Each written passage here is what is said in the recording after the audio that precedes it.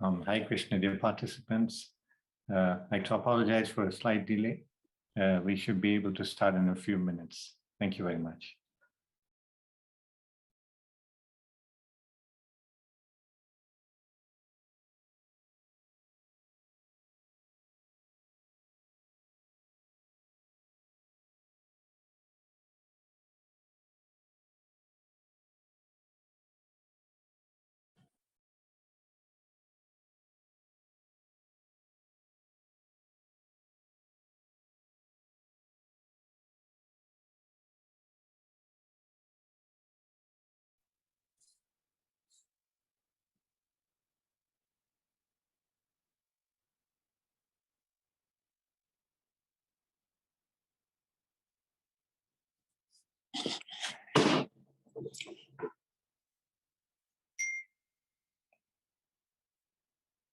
Hare Krishna.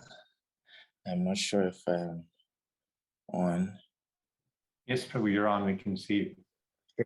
Okay.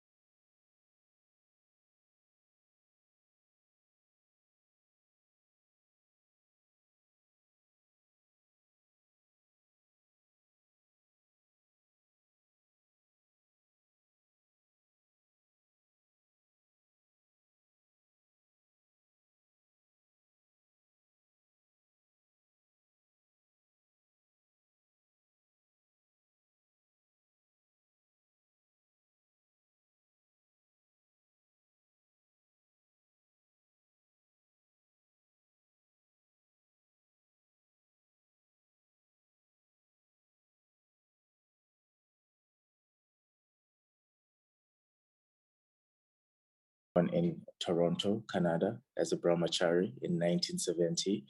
And he went to serve ISKCON in various capacities until 1976 when he moved to Sri Mayapur. There he accepted many responsibilities, including building and construction, establishing the Bengali language division of the BBT. He currently resides in Mayapur and serves the GBC in various capacities, primarily through ISKCON Online. He also serves ISKCON Sri Mayapur as a member of the Mayapur Community Sevaks team. So without any further ado, please let us welcome His Grace Pancaratna Prabhu. Hare Krishna. So, Mahom Vishnavadaya Krishna Prastaya Bhutale Srimati Bhaktivedanta Swami Iti Namine Namaste Saraswati Devi Gauravani Pracharine Nirvisesha Sunyavadi Paschatadesha Tarine Vanchakalpatarubhyascha Kripa Sindhubhya Pacha Patitanam Pavanebhyo Vaishnavebhyo Namo Namaha. So I'll have to update that little bio from somewhere on the net, because now I also have some service here in New York City, where I am right now, in the Sri Radha Govinda Mandir.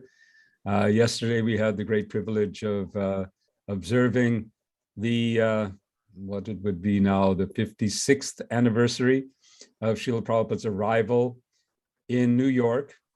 But, you know, many of you may not know that he arrived specifically in Brooklyn. The Jaladuta docked at Pier 16 in Brooklyn, which is now no longer there. We used to be able to go there. But we did a wonderful Harinam yesterday on the Brooklyn, the Brooklyn Park in that area. And so many people got to hear the holy names of Krishna. We have the great pleasure of hosting now, well, we year-round we host the Yuga Dharma Ashram, which conducts Harinam every day in the parks and subways and so on of New York City for 4 to 5 hours. And now we have the great pleasure of the Harinam Ruchi traveling global Sankirtan party with Mahavishnu Maharaj and Vishnu Jan Prabhu, who have also come and are staying with us. So we're celebrating the World Holy Name Festival in this way, and we continue the year round. So I have been asked to lead off today's programming on japa. And unlike the other presenters that are doing this service, I'm sort of a, you know, when you have a class and you have a professor and they decide to have one of the students teach that class, right? So I'm that kind of presenter. I'm not an expert. I haven't written any books. I haven't conducted any retreats, but I do have the benefit of participating in different programs on japa with some wonderful presenters, particularly Burijan Prabhu. And I'm going to be actually using his book. It's called Japa. I don't know if you can see it. Well, there, yeah, I've got some blurring thing going on here so that you don't see the my office. But we have a little PowerPoint about that, and we'll be getting into that. Japa, the 9 keys from Sri Shikshashtaka to improve your japa. So that will be our topic, and I'll be just sharing this PowerPoint in just a second. Also, my other service, if I have any qualification, is that I am attempting to serve the Holy Name with a program called chantnow.com, which we will talk about maybe at the end if we have some time. Okay, so let me see if I can get this up. Okay, so that's 9 keys to enhance your chanting. And again, this is a book, Japa, from Burijan Prabhu. So let's see if I can get this to work. Okay.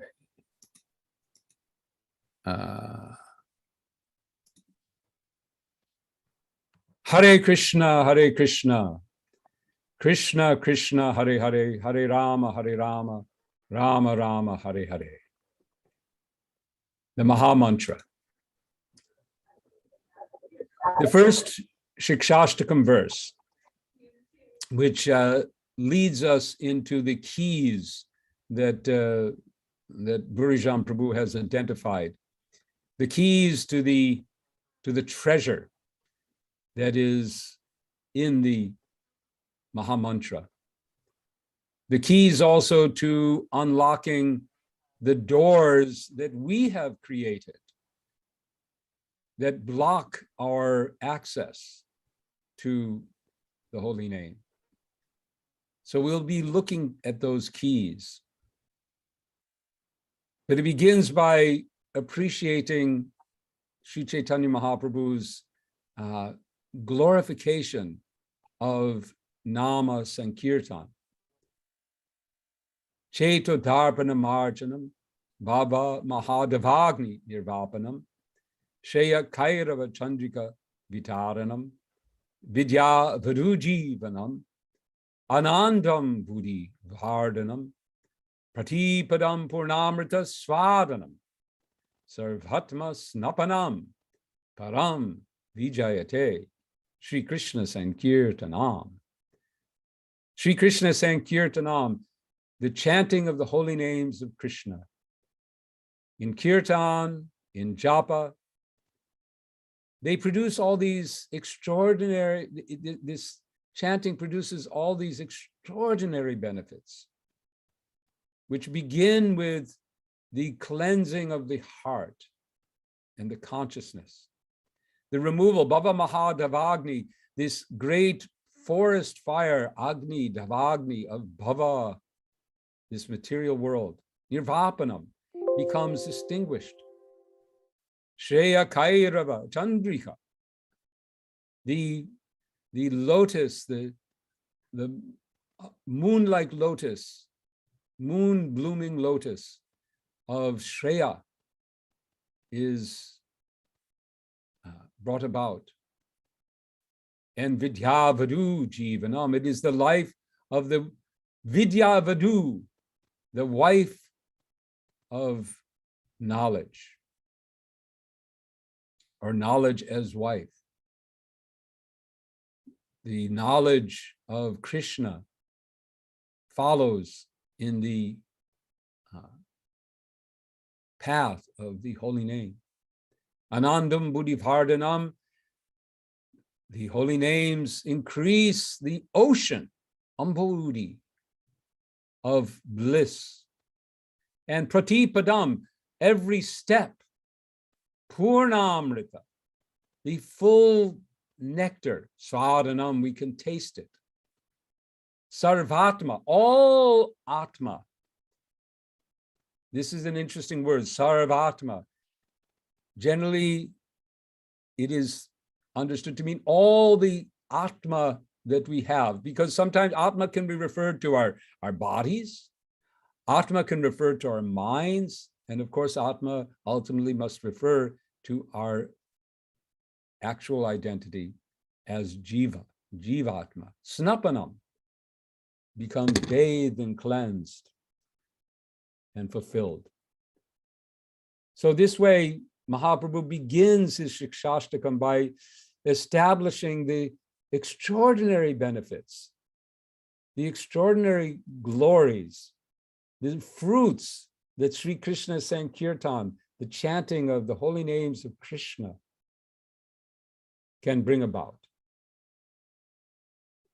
So this leads us to the first key identified by Burjan in his book. Chant. It all begins at the first key to success, to improving our japa, is to keep chanting, and not, to chant all the time. This is the if there's something that can give such extraordinary benefit as being described in the Shikshashtakam in the first verse, then we should be always after it. So to be successful in our japa of the Maha Mantra, we should be anxious to have to chant that Maha Mantra wherever we can. To, if the way he puts it here is, what's the question? If there's, to chant, how often should you chant? Here he says, how often should we chant? If possible, always. Chant always. That's what he's saying. Kirtaniya sada hari. If unable to chant constantly, we should chant at least our prescribed number of rounds on our beads. But whether on beads or off beads, we should chant Hare Krishna as much as we can. And that's reiterated by Bhaktivinoda Thakur, who sings, Grihe tako, vane tako, sada hari bole dako. Suke duke, bulo nahako, vadane harinam korore.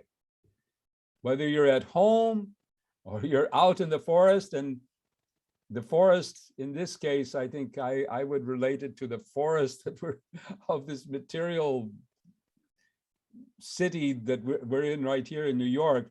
When you walk out, it's like walking into a forest of these 100-story buildings, blocking the sun. So whichever kind of forest, whether it's a natural forest or an artificial forest, whether you're at home or you're out and about, always sing, chant the name of Hari.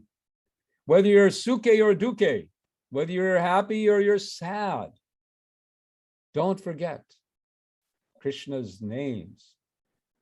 Vadane Harinam. worship and chant the holy name of Krishna.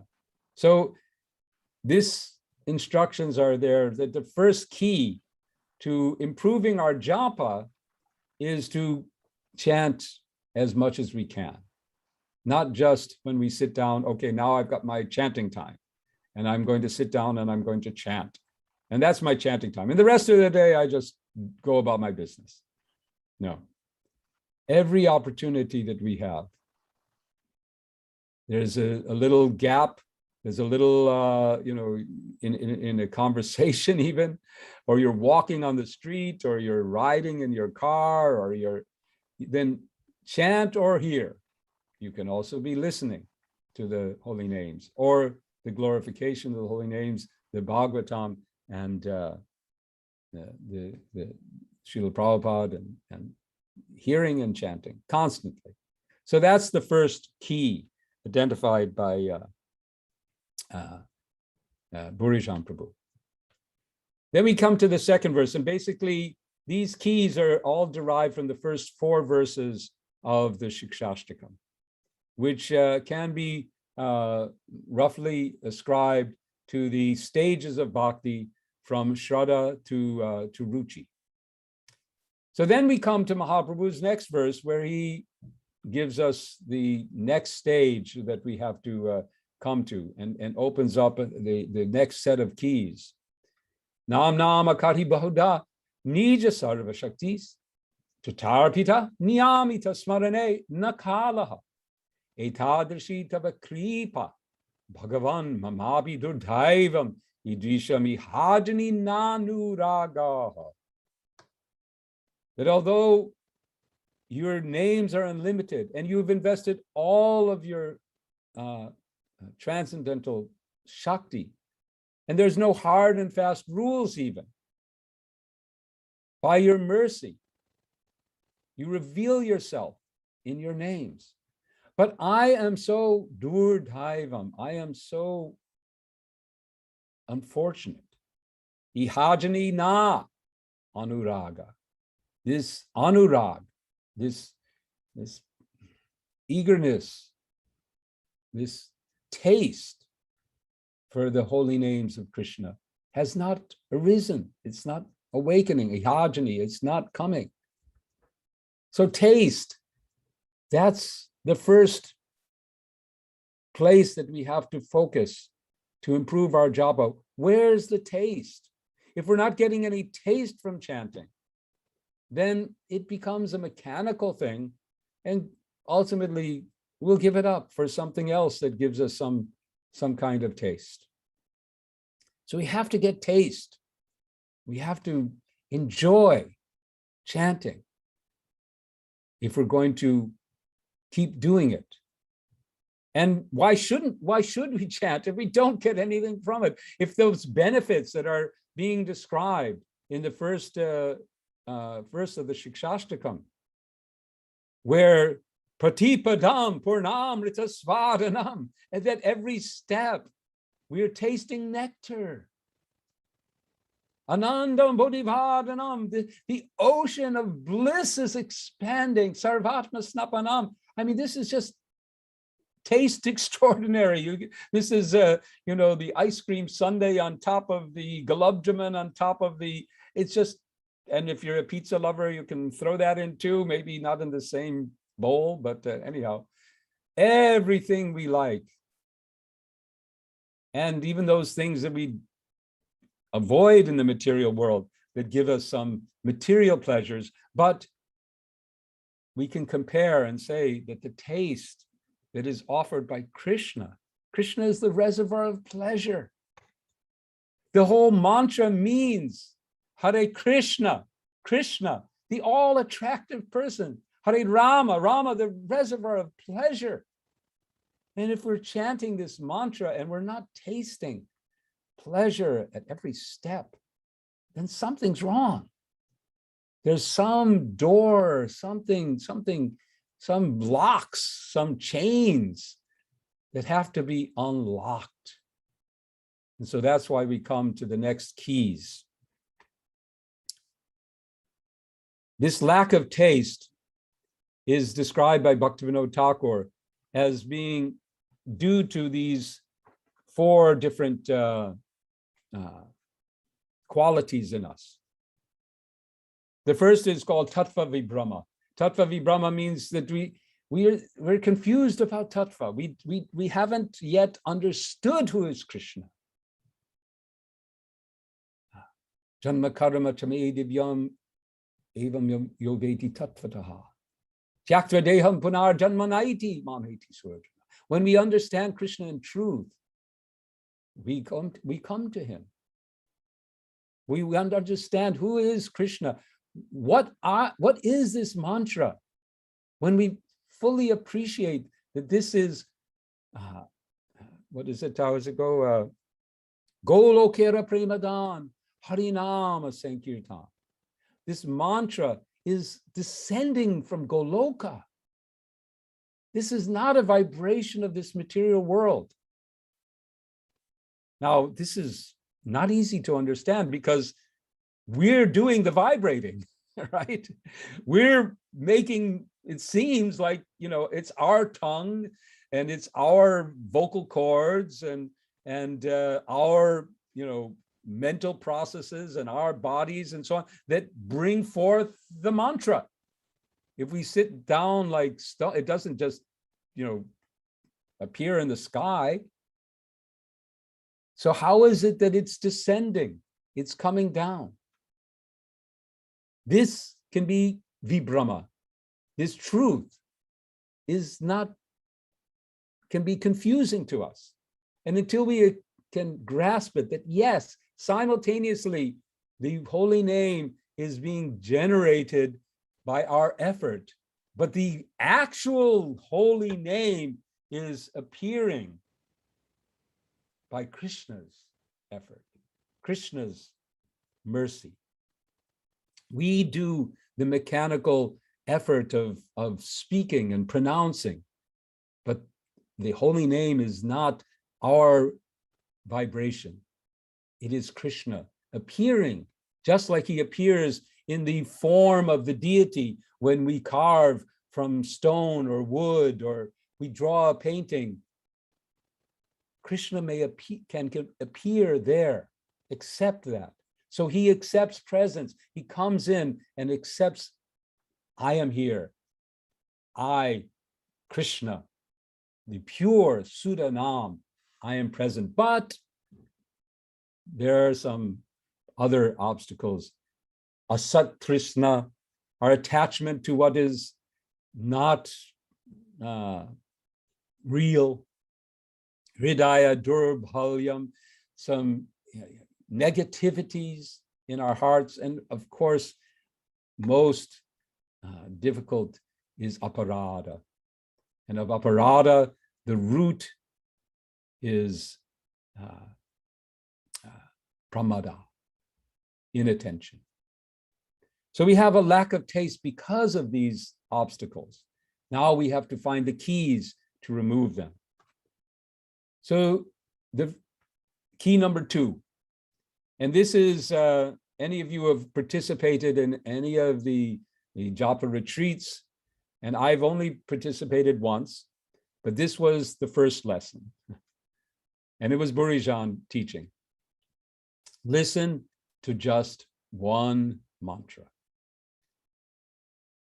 Japa is our most meditative form of chanting the holy names of Krishna. In Kirtan, we also meditate on Krishna's names, but we have other kind of assistance from the music and from the atmosphere and from the devotees. But when we're sitting down by ourselves, then we just have ourselves and one other companion, the mind. Our minds. Our minds are there and we have to deal with them. And the mind doesn't, the way that Burijan Prabhu presents this is that if we start getting into the thought process of our rounds okay, I'm sitting down to chant 16, okay, 16 rounds, okay, 16 rounds. That means, okay, I'm going to chant, every 8 minutes or so. Okay, now that's going to take me and how much time? And we start thinking in terms of our entire session. Or maybe we're thinking, okay, I'm going to chant one round. I'm going to really focus on this one round. It becomes more complex for the mind. If you give the mind just one task, in Buddhist meditation, and they often describe the mind as a monkey, the monkey mind. And they often will say, well, what do you do with a monkey? Monkey's got to have something to do. You've got to give it something to do. So give the mind, the monkey mind, a task. And for that, in their process is the breath. Just focus on the breath. Watch the breath. Okay, mind. Okay, now you got a job to do. Watch this breath going in and out. And I have to say that I also, before I begin my japa, I tell my mind, okay, watch the breath a bit, just settle down, settle down. Just breathe deeply. Settle down, settle down. And now, I don't tell, the idea here that Burijan is expressing is to tell your mind, now listen to one mantra. One mantra. Just listen to just one mantra. Sachinanda Maharaj brings it down to say, to even in one retreat that I was attending, he was saying, okay, let's even just say, listen to one word. Listen to the first word, Hare. And I found that to be also very, very, and by the way, as I said, I am a student. I'm not a teacher. So what I'm trying to present here is more, what have I learned in the japa retreats, in the japa books that I've read? What have I learned and what do I use in my own practice of japa? So this is one thing I learned and use all the time. Listen to just one mantra, just one mantra. And I'm listening to that first in starting off, okay, Hare. Try to get into the rhythm of Hare, get the, okay, I'm going to listen to Hare, and then the rest of the mantra follows. So this is key number 2. Key number 3 is that as we sit down to spend our time with Krishna in his holy names, that we take the time to settle down and to state our intentions, our determination.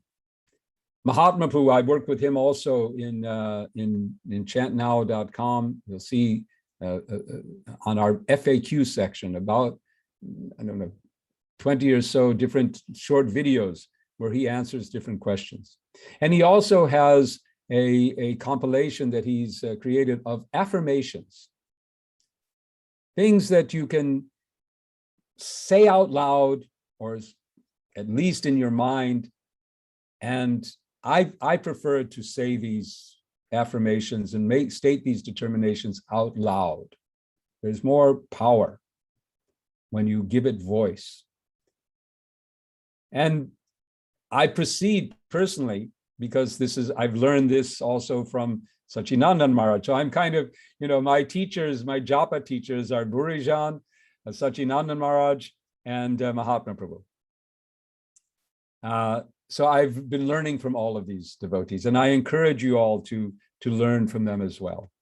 They all have, Burijan has his book, this that we're going through now. Sachinanda Maharaj has his book, The Living Name, which is another book also. And Mahatma Prabhu has published a few books, and this affirmations is available to download. anyway, we'll get to that. So I also, because Satchidananda Maharaj also encourages us to offer some prayers before chanting. So my own prayers, I chant the Shikshashtakam, and I also chant a little abbreviated version of Mangalacharana. And I chant some prayers to Nrsimhadev. And then I state my determination to hear, to listen to one mantra. That's it. To listen to one mantra. That determination is sort of, it's not just when you begin, it's like, it's a recurring determination. I'm going to listen to one mantra. I'm going to listen to one mantra. I'm going to listen to one mantra. Sometimes, now this is my own invention, and it's not, I'm not putting it forward as an ideal way of chanting, but to get myself into the rhythm of hearing one mantra, I also often, I try to, as I said, get into the rhythm of Hare Krishna, Krishna Krishna, Hare Hare, Hare Rama, Rama Rama, Hare Hare, Hare Krishna. That first word, getting into that rhythm, using the beads also to kind of get into a rhythm of one. But sometimes, and I found it very useful for me at least, when I'm not, is to actually count in my head. One, Hare Krishna, Krishna Krishna, Hare Hare, Hare Ram, Ram Ram, Hare Hare. Two, Hare Krishna. And because like to count, you have to focus on counting, right? So it's sort of, if I'm not able to focus on the mantra, I try to kind of combine it with focusing, counting numbers, and gradually that gets me into the rhythm. And if I think many of us feel or have found that although, and this is something I learned from a Buddhist meditation teacher, which is also taught by a Mahatma. He says, when you chant, chant. In other words, when you sit down to chant, you sit down to chant, right? It's like you don't say, okay, I'm going to gradually get into my meditation. No. You sit down and immediately, I'm in. This is it. I'm in, I'm chanting, I'm meditating, I'm listening right from the get-go. Now, of course, keeping that's the difficulty, because the mind is going to do things. And that brings us to the next key. From wherever the mind wanders, bring it back. It's going to wander. You just have to keep bringing it back, keep bringing it back, keep bringing it back. Mahatma has another preparation that he offers, which is called unplugging. So you imagine that you are, like a multi-corded creature with little plugs as arms and legs and whatever appendages. And each of those plugs is connected to some socket somewhere. And these are your projects and your ideas and the things, your plans and everything that you're that's in your mind. And one by you just unplug. All right, I'm unplugged. Cell phones off. That's a absolute requirement. Do not look at your cell phone. No, put it away. I generally I just leave it somewhere. But if I do have to carry it with me, I don't look at it, I don't touch it, I don't do anything with it. And just so all this unplugged. And from wherever the mind wanders, bring it back. And this key number 5 is interesting because we're trying to chant one mantra, just one mantra. But what happens? We kind of wake up and say, oh, I've been I caught that train. It's called the train of thought. Okay, so the thought train pulls in, and here it is, and it's calling out, all aboard, and we jump on the train of thought, and it keeps going, and it goes over here, and it goes over there, and it keeps going around, and it goes off into this place and that place, and then all of a sudden we wake up and we think, wait, I'm chanting. I'm not supposed to be on this train. I'm maybe off. But then the key here is to be detached from that. Okay, yeah, all right. But don't dwell on it. Don't dwell on the fact that you didn't listen for X number of mantras. Maybe it's X number of rounds. Who knows? But don't dwell on it. Just, you're back. Hare Krishna, Hare Krishna. One mantra. Hearing, listening, one mantra. So that's key number 5. And like that train, neglect the mind. When the train pulls into your station of thought, and you just say, you just turn around and don't get on. Just don't get on. Neglect it. Let it go. Let it pass. Let the as I said, the more Buddhist and other kinds of meditators talk about this, how you have to situate yourself like, say there's a highway of cars, going back and forth. So if you're in the middle of, if you stand in the middle of that highway of cars, you're just going to get swept away. In our chantnow.com, in our intro video, we described that it's like a river, flowing river. And we have to get up on top of a boulder where we can safely be and not be swept away. Or like the highway of cars going up onto a hill. We observe them. I mean, they're coming, they're going. But we don't hang on, we don't attach ourselves, we neglect it. We let it go. We just let it go. And if we keep neglecting it, it starts to quiet down. It starts because the mind is fed by our attention. I haven't really done a proper study of this, but it's my contemplation. We always wonder, at least I do, what do I do? I mean, we learn from the Bhagavad Gita that, how does it go? Ahankara vimudatma, kartaham iti manyate. That based on false ego,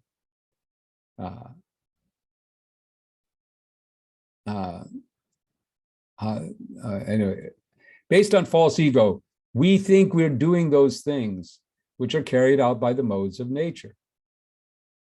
So our bodies, even our mental trains of thought,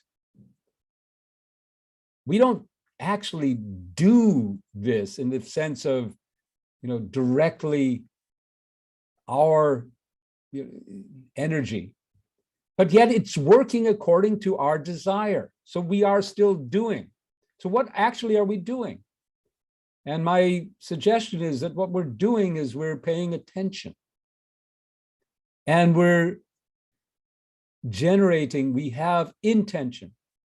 So based on our intention, our desire, and our attention, where we put our attention, that's manifests in our world. So if we begin to take our attention away from the mind, from the activities of and with intention, we put our attention onto the mantra, then we see that the mind starts to quiet down. And the sound of the holy names of Krishna. Hare Krishna, Krishna Krishna, Hare Hare, Hare Rama, Rama Rama, Hare Hare.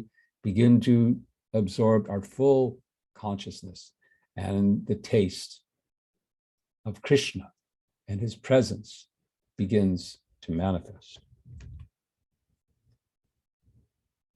So the third verse of Shikshashtakam, Jinadapi Sunichena, Tadorapi Sahishnana, Amanina, Manadena, Kirtanya, Sadahari. So Burishan comments when he begins this section of keys that we may think that, well, if we can achieve those other keys, neglecting the mind and making our determination and listening to just one mantra, that it all opens up and we'll taste everything and it'll all be just wonderful. We'll have this full experience. And in other fields of meditation, we find professional meditators. We have people who use mantra meditation or some form of meditation to achieve power in the world, because they learn how to listen to the breath. You have advertisements for corporate mindfulness sessions for productivity. So we may think that if we can accomplish this this focus, this attention, and we hear, then it all opens up. But there's one more ingredient that's needed. Srinadapi sunichena, tadorapi sahishnana, amanina manadena, kirtanya sadahari. To truly chant the names of Krishna constantly, to be absorbed in Krishna, we have to be humble. So that is the seventh key. We have to practice humility. To practice humility in order to actually achieve. And it's not too difficult, because we just have to be honest. We just have to be honest about who we are, where we are. And if you're anything like me, every japa session teaches me that I have a long way to go. And yet I am making progress every step. So the Pratipadam Purnamrita, okay, it's not exactly the Purnamrita yet, but there is Svadanam that says, yes, you can go and you're going forward, but don't get proud. Don't become now proud of your, okay, you chanted some good japa today. And so often, it's at least my experience, is that, and we'll get to this, that good japa it's not a mechanical process. It's not something that you can just, okay, follow all the rules. And Chaitanya Mahaprabhu says there aren't any rules. It's not that there's some rules that you do this and then it'll be successful. No, it's something else. There's mood. And the first element of that mood is to be humble, to think of oneself as lower than the straw in the street. Trina is grass. To be like the grass. So humble. One among, a blade of grass. First of all, you can't claim to be, something special blade of grass. Every blade of grass more or less looks like every other blade of grass. And you're one amongst hundreds of thousands of blades of grass. And where are you? You're just down on the ground. And what happens to you? You get walked over. Not much, that's, and yet, we are just sparks of Krishna, just tiny sparks. So we have to be real and honest with who we are. And at that humble state of mind, also tolerant and respecting everyone, because we also have to avoid offenses, and especially offending other Vaishnavas is going to completely block our ability to chant Hare Krishna. So practicing humility.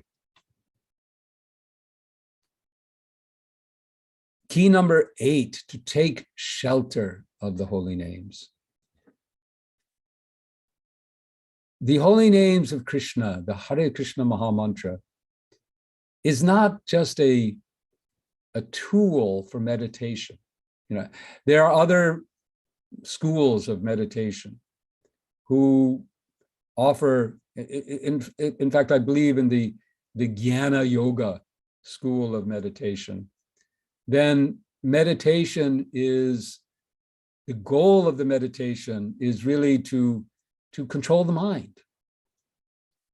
To control the mind and to experience the existence, the nature of existence, which is beyond the mind and the intelligence, which is the Brahman.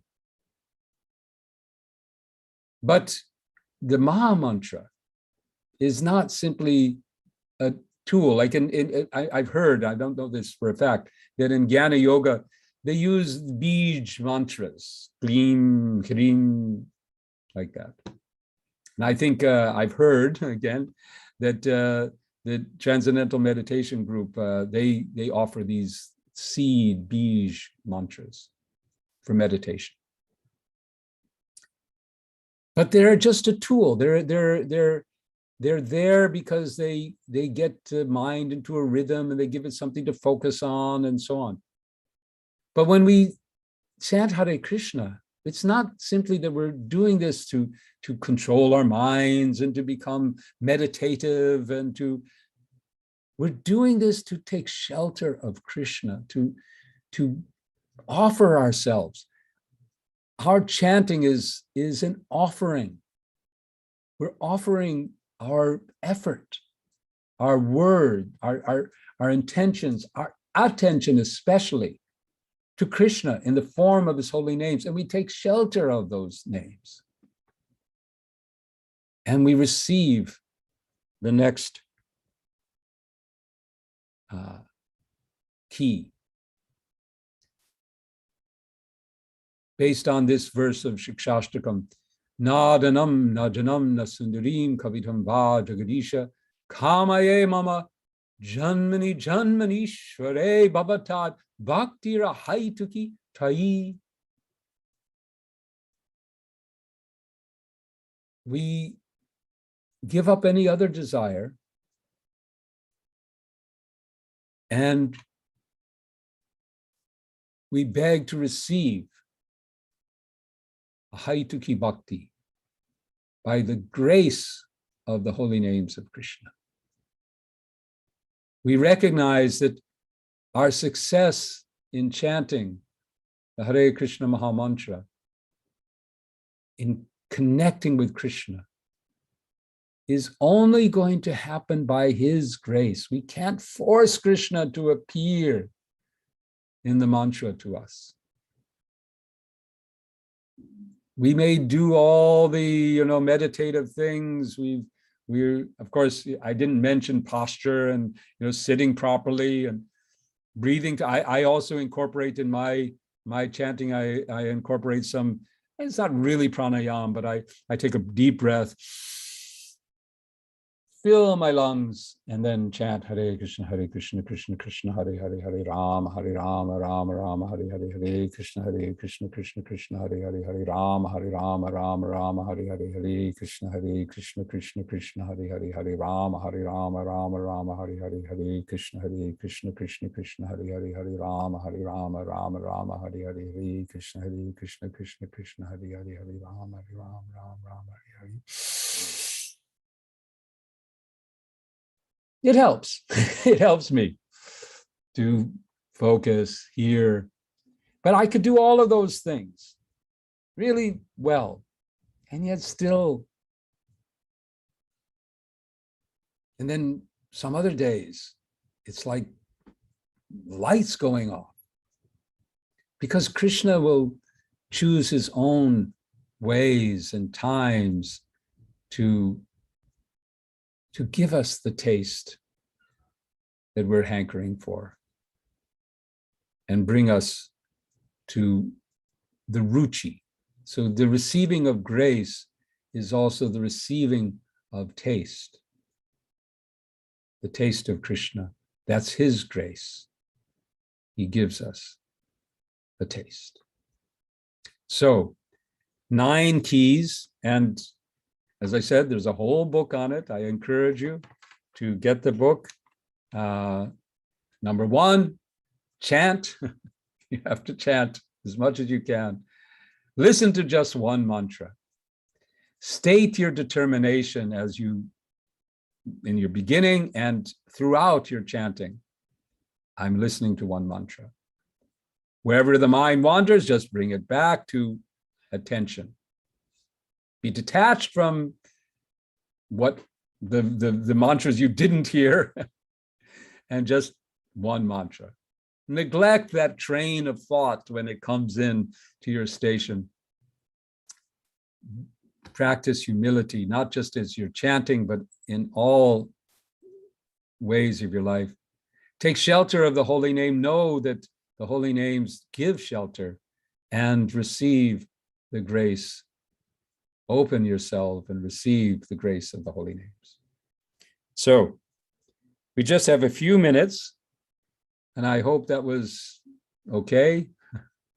As I said, I'm a student teacher, and I hope that I've been able to relate. There's so much more in this book, and I encourage you to get it. Maybe you can put this in the, or I can, in the chat section. I'll do that. You can order this from the VIIG, and it's a really great book, really great book. So thank you very much. Hare Krishna. So as I said, we have a few minutes. If there's some questions on what we've been speaking about, we can try to do that. Okay, Hare Krishna. Adaipur Rajai Goranga Prabhu has raised his hand. Prabhu, you can unmute and ask your question. Hare Krishna, Prabhuji, Dandavat Pranam. Hare Krishna. Prabhuji, I had a question that you said we have to be humble, but we are living in material world. In devotee community, we can be humble. But what happens if we are dealing with the material people, and if we become humble, they take advantage. They start taking advantage of us. So how to deal with that situation, Prabhuji? Well, humility is an attitude. It's not, humility is not a external affair.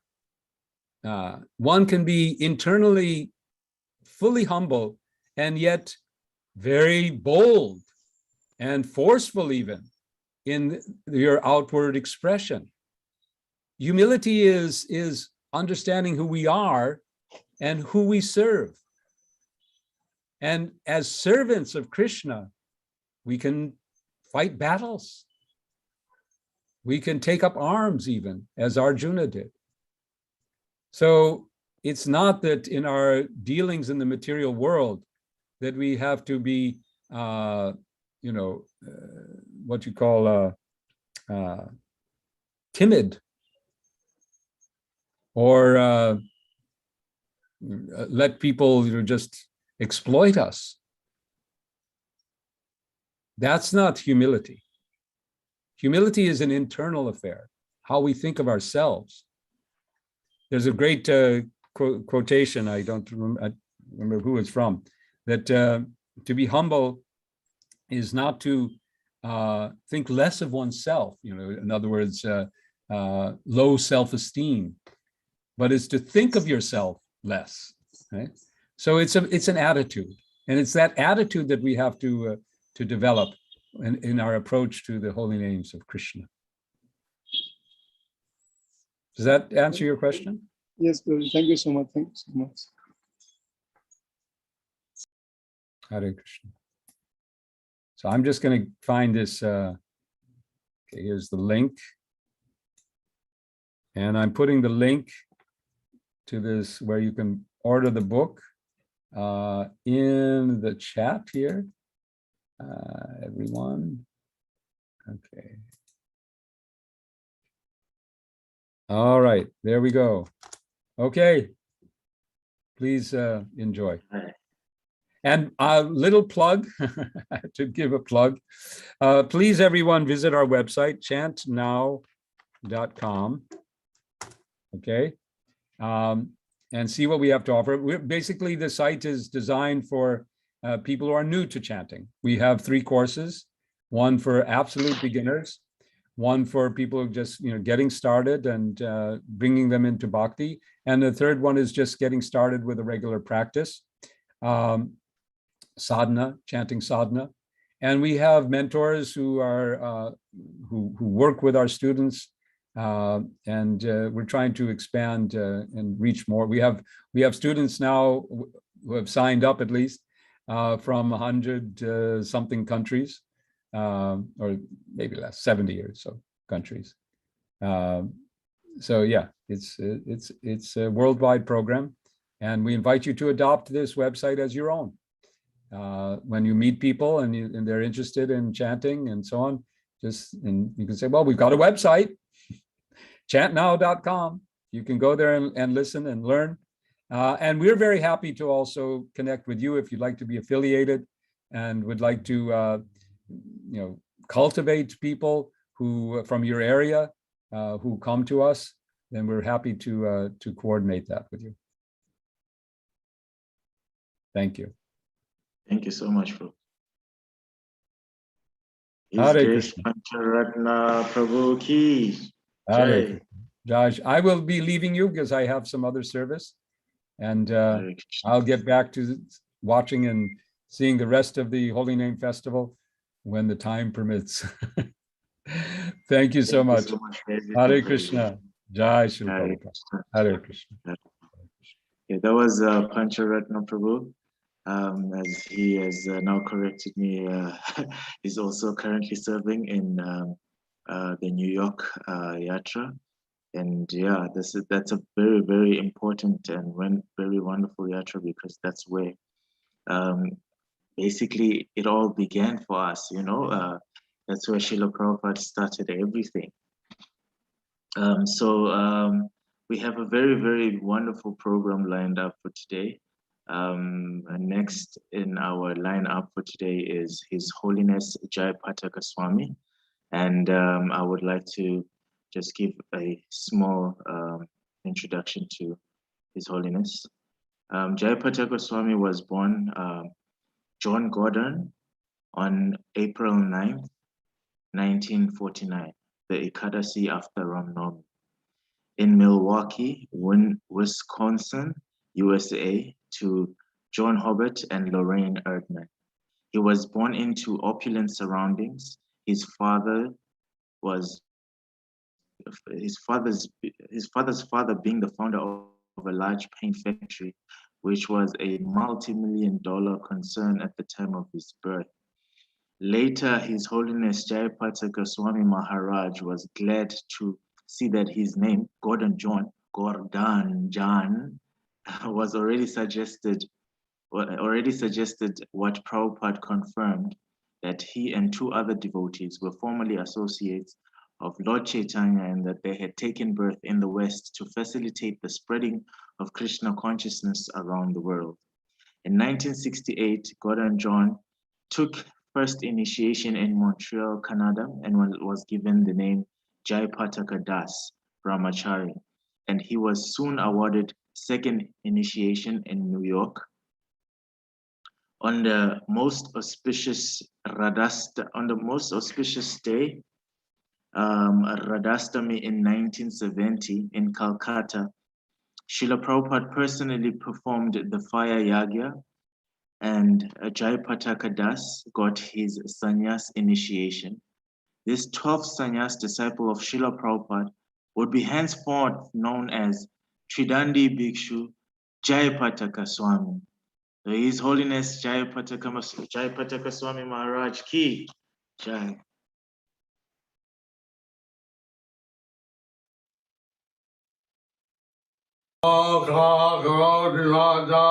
Angalangayate Girim Shri Gurun Dinatarinam Shri Chaitanya Ishwaram. Hare Krsna. So,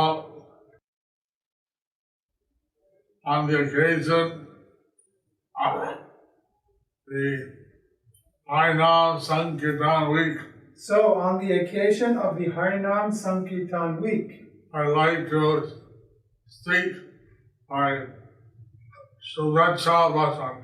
so I would like to speak my Shubhacha Vachan, Well, speech. my goodwill speech.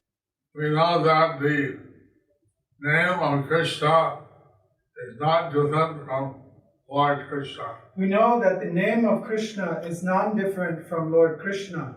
If we chant the name of Krishna authentically, we can get direct association with Lord Krishna. If we chant the names of Lord Krishna offensively, then we can get direct association with Krishna. We can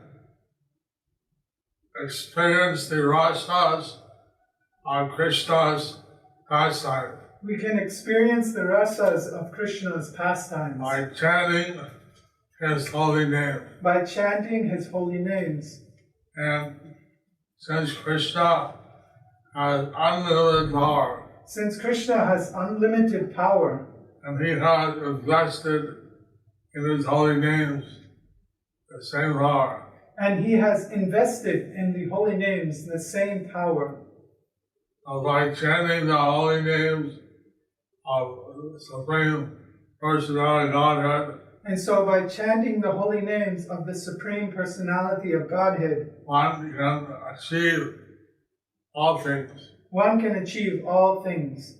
We recommend chanting Hare Krishna, Krishna Krishna, Hare Hare, Hare Rama, Rama Rama, Hare Hare. So we recommend chanting Hare Krishna, Krishna Krishna, Hare Hare, Hare Rama, Rama Rama, Hare Hare. Of course, Srila Prabhupada has said, Of course, Srila Prabhupada has said, and then mentioned in the Vedic scriptures, it is mentioned in the Vedic scriptures, Nityananda Prabhu says, and Hare Rama, the Brihat Narada Upanishad, it is said, Hare Nama, Hare Rama, Nama ɪṛᴜᴜ. Hare Nama, Hare Namaiva Kevalam. Prabhupada translated this, Hare Rama means the name of the Supreme Personality of Godhead. So Prabhupada has translated this as Hare Nama means the Supreme Personality of Godhead. We chant the names in Sanskrit, but you can chant the name of God in any language. So we chant the names in Sanskrit, but you can chant the names of God in any language. Whether Hebrew or Arabic or any name. Whether Hebrew or Arabic or any name. As long as the name of the Supreme Personality of Godhead. As long as it's the name of the Supreme Personality of Godhead. Not anyone else's name. Not anyone else's name. So, we find that Lord Krishna, he did the Kurukshetra battle. So we find that Lord Krishna, he did the Kurukshetra battle. Lord Chaitanya was the Kali Yuga avatar. But Lord Chaitanya, who is the Kali Yuga avatar, who spread the chanting of the holy name. who spread the chanting of the holy name. When the Chantazi had broken his Kirtan parties and Gangas, When Chantazi had broken the Kirtan party's mridangas, then he gathered all his associates. then he gathered all his associates They formed 3 parties. and they formed 3 parties. 3 or 4. 3 or 4. One was by Srivas Thakur, One was by Srivas Thakur, one was by Haridas Thakur, one was by Haridas one was Thakur, by Advaita Gosai, one was by Advaita Gosai, and one was Lord Chaitanya with Nityananda and Gadadhar. and one was by Lord Chaitanya, Nityananda, and Gadadhar. Since Lord Chaitanya would fall in ecstasy, Lord Nityananda and Gadadhar caught him so that he would not fall on the ground. Since Lord Chaitanya would fall in ecstasy, Lord Nityananda and Gadadhar would catch him so he would not fall down. His dancing, they had literally hundreds of thousands of people. His dancing had literally hundreds and thousands of people. Some of the atheists were standing by the roadside. Some of the atheists were standing by the roadside. When they saw Lord Chaitanya dancing, But when they saw Lord Chaitanya dancing, they became ecstatic. they became They ecstatic. started dancing. They started They dancing. started rolling on the ground. They started rolling on the ground. Even the devas, they came from the heavenly planets. Even the devas, they came from the heavenly planets. When they saw Lord Chaitanya, the Supreme Personality, Lord, chanting and dancing, When they saw Lord Chaitanya, the Supreme Personality of Godhead, chanting and dancing, they fainted. they fainted. Indra fainted. Indra fainted. He was overwhelmed. He was overwhelmed.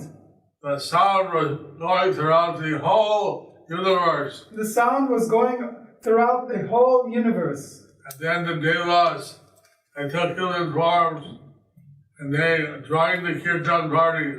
And then the devas, they took human forms and joined the Kirtan party. The Apsaras, they rained flowers and conch shells, small conch shells on the sky. And the Apsaras, they rained flower petals and small conch shells from the skies. Somehow in every doorway, they had put water pots, full water pots.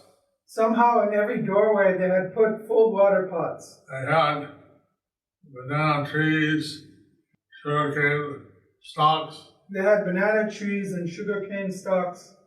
and people were chanting and dancing, People were chanting and dancing. just like in the Kurukshetra war. There were millions of people saw this kirtan. So many people nowadays they came out. So just like in the Kurukshetra war, there were millions of people. So in this kirtan, so many people came out and started dancing. And they forgot actually the kirtan went on for like a day of Brahma. And they forgot, and the kirtan actually went on for like a day of Brahma. But outside evaluation was just one night.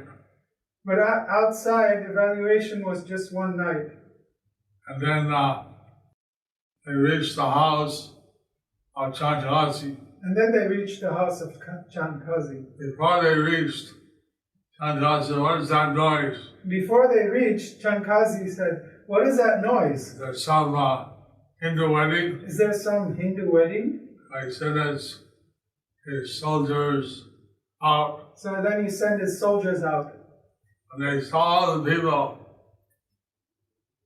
When they saw all the people, When they saw all the people, they became frightened. they became frightened.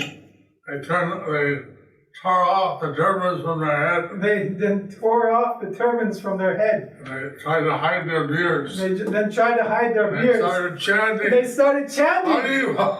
Haribo! Otherwise, they're afraid all these people had come. Otherwise, they were so afraid of all these people that had come. And then this was an amazing kirtan. This was an amazing kirtan. How all the people, they were chanting and dancing, and everyone was completely ecstatic. How all the people were chanting and dancing, and everyone was completely ecstatic. So we hope that this Harinam week, So we hope that this Harinam week, everyone will also be in the mood of Lord Chaitanya, everyone will also be in the mood of Lord Chaitanya chant the holy names and chant the holy names again and again and be completely blissful. again and again and be completely blissful.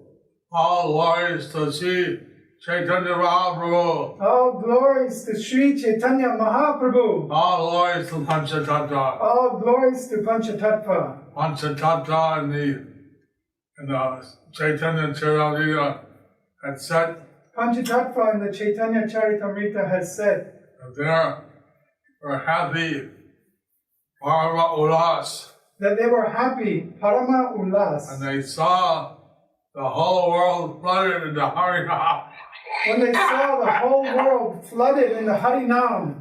By this flooding, the seeds of material enjoyment didn't sprout. And by this flooding, the seeds of material enjoyment didn't sprout. So everybody was blissful and spiritual happiness. And everyone was blissful in spiritual happiness. And they were like so happy to see. We hope that people all over the world will chant the holy names.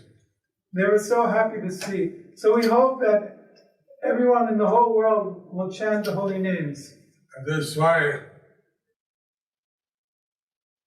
especially in this pandemic time, we can purify the whole world, and by Krishna's mercy, pandemic will go away. And in this way, by chanting the holy names, we can purify the whole world. By chanting the holy names, this pandemic will go away. Anyway, I want to chant. This is the method prescribed by this age.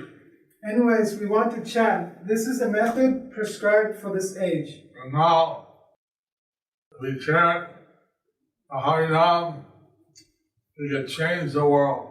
Now, if we chant the Harinam, we can change the world. I am your humble servant, Vaishnava Swami. I'm your humble servant, Jayapataka Swami. I hope that your Harinam week will be a grand success. I hope that your Harinam week will be a grand success. Thank you very much. Hare Krishna. Thank you very much. Hare Krishna. Hare Krishna. Hare Krishna. Krishna Krishna. Krishna Krishna. Hare Hare. Hare Hare. Hare Rama. Hare Rama. Hare Rama. Hare Rama. Rama Rama Rama. Hare. Today we're discussing about the Namacharya. Today we are discussing about the Namacharya. Sri Haridas Thakur. Sri Haridas Thakur. Haridas Thakur, according to the ancient text, is actually Lord Brahma. According to the ancient text, Haridas Thakur is actually Lord Brahma. After Brahma had stolen the colored boys and cows in Vrindavan, After Brahma had stolen the cowherd boys and calves in Vrindavan and left them in a cave, and left them in a cave, then Krishna manifested himself then Krishna manifested himself as the colored boys and the cows. as the cowherd boys and the calves. So later, Brahma came back just in a moment of his time, Then later Brahma came back just in moment of his time, which was actually 1 year by our calculation. which is actually 1 year by our calculation. And he saw that Krishna had become all the colored boys and the cows. Then he saw that Krishna had become all the cowherd boys and the calves. And he surrendered to Krishna, considering himself insignificant. Then he surrendered to Krishna, considering himself insignificant. So then he went to Antardweep in the Navadip town. Then he went to Antardweep in Navadvip Dham. He began to chant, He began to chant, Gauranga, Gauranga, Gauranga, Gauranga, Gauranga, Gauranga, Gauranga, Gauranga, Gauranga, Gauranga, until Lord Gauranga appeared to him and Lord Gauranga appeared to him and asked him, what do you want, Lord Brahma? and asked him, "What do you want, Lord Brahma?" So I said, already the second half of my life has started. He said, "Already second half of my life has started. Ditya Parada. Dvitiya Praharta. And still I'm offending you. Still I am offending you. I heard you're going to come in this Kali Yuga, I heard that you are going to come in this Kali Yuga, and I want to be your associate. I want to get freed from my offenses. I want to become your associate and I want to be free from my offenses. I want to develop love for you, I want to develop love for you, and I need your mercy." and I need your mercy. So then Lord Chaitanya said, So then Lord Chaitanya said, Tatastaha, Tatastaha, so be it. so be it. You'll become one of my associates, You'll become one of my associate, and you will take birth in a non-Hindu family. and you'll take birth in a non-Hindu family. This will teach you humility, This will teach you humility. and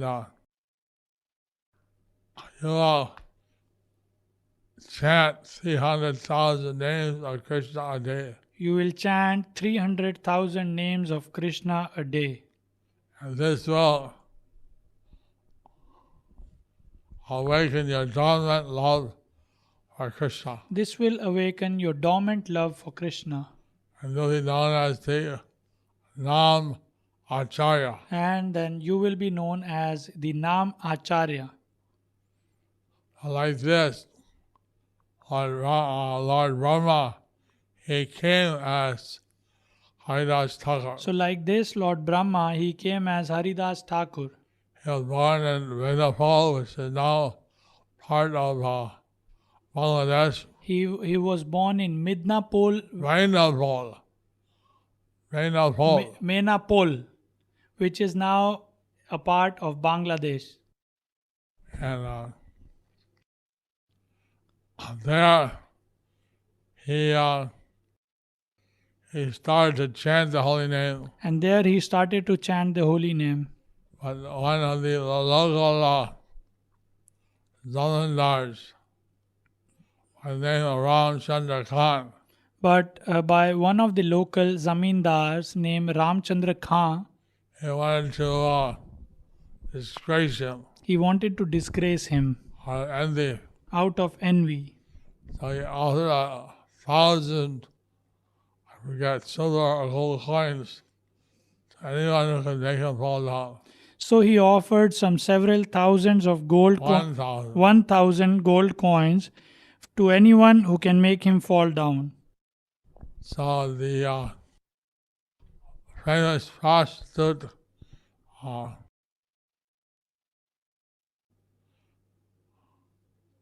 agreed to take the challenge. So the famous prostitute agreed to take the chance.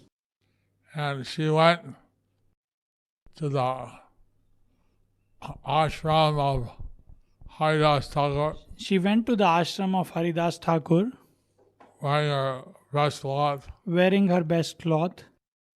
and then she told Hare Thakur that I had great desire for you. Then she told Haridas Thakur that I have a great desire for you. He said, well, I'll satisfy your desire. He said, well, I'll satisfy your desire, I had to finish my japa first. but I have to finish my japa first. So he was chanting his rounds. So he was chanting his rounds. His rata was 10,000, or 1 crore of Harinam His every month. His vrata was 1 crore of Harinams every month, It works out to about 300,000 names a day. which is about 300,000 names a day.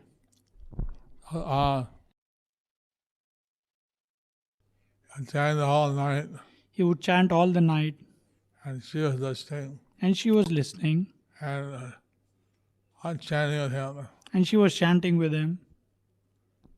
The daylight came, And the daylight came.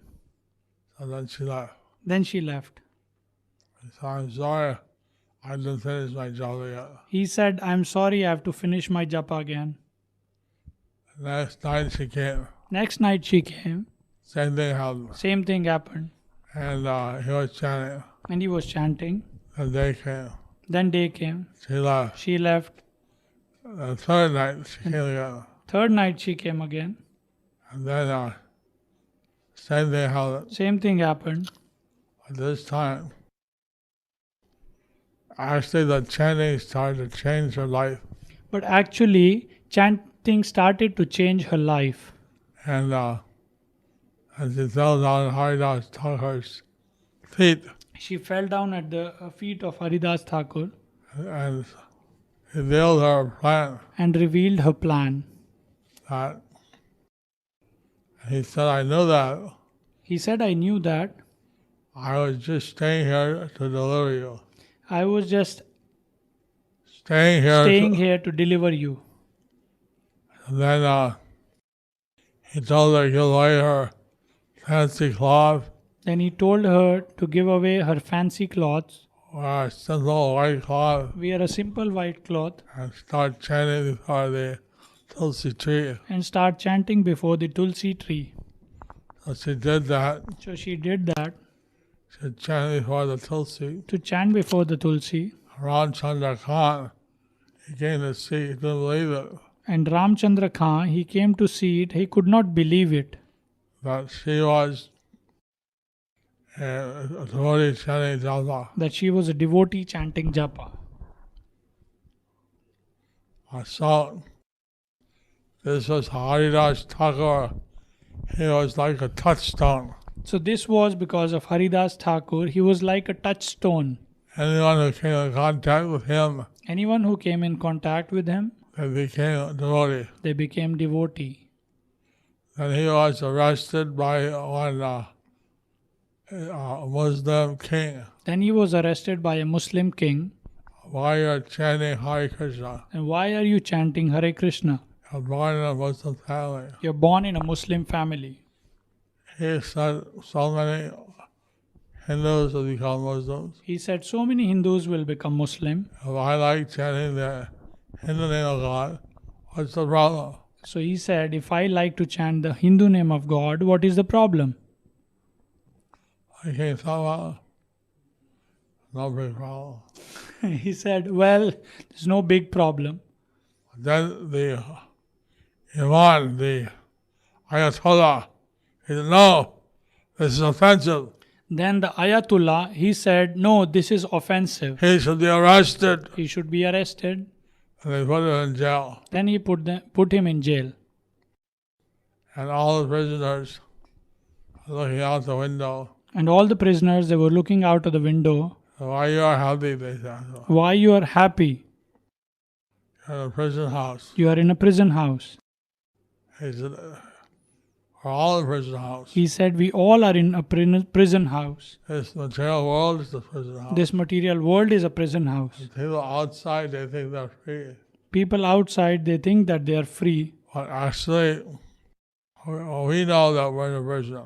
But actually, we know that we are in prison Because we're all being controlled by the three modes of nature. because they are all being controlled by three modes of material nature.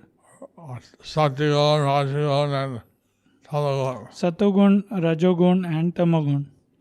So you know that you're a prisoner. You know that you are prisoner.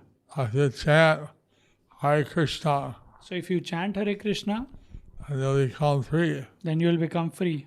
I got all the prisoners are chanting. So you got all the prisoners to start chanting. They start feeling very happy. They all felt very happy. And then the complaint came to the king. Then the complaint came to the king. What kind of prison do you have? What kind of prison do you have? Everyone's happy. Everyone is happy. Prison is supposed to suffer, Prison is supposed to be suffering, but they're all happy. but they are all happy. And they called the Haridas Thakur back. Then he called Haridas Thakur back. He said, what is this? He said, what is this? I heard you're getting all the people to chant. I heard that you are getting all the Everybody people chant. becoming happy. Everybody becoming happy. He said, sir, what's the problem? He said, so what's the problem? They're becoming saintly in the prison. They are becoming saintly in the prison. He said, the Ayatollah said, he's to be punished.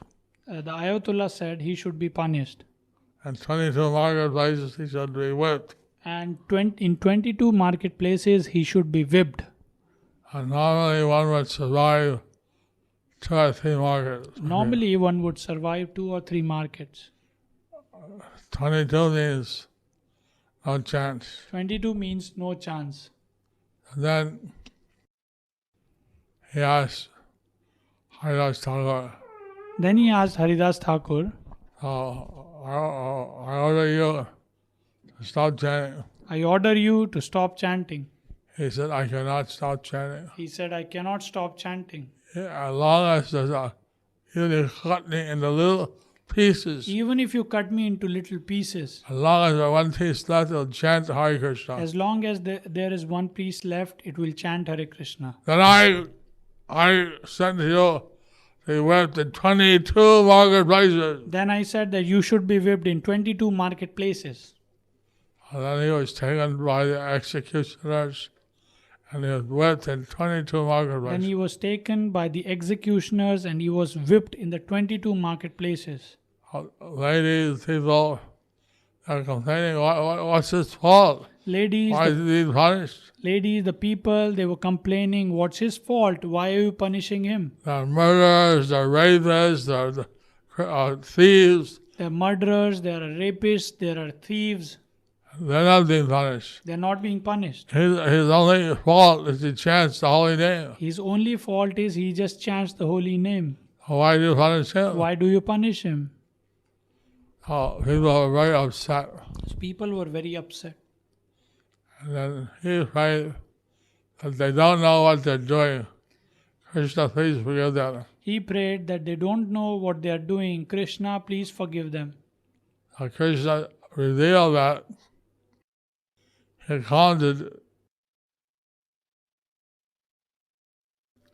punish the executioners with his Sudarshan Chakra. So Krishna revealed that he came to punish the executioners with his Sudarshan Chakra. But Haridas Thakur was saying, please forgive them. But Haridas Thakur was saying, please forgive them. So he took all the hits on his back. So he took all the hits on his back. And so that Haridas Thakur was not feeling any pain. So then that's why Haridas Thakur was not feeling any pain.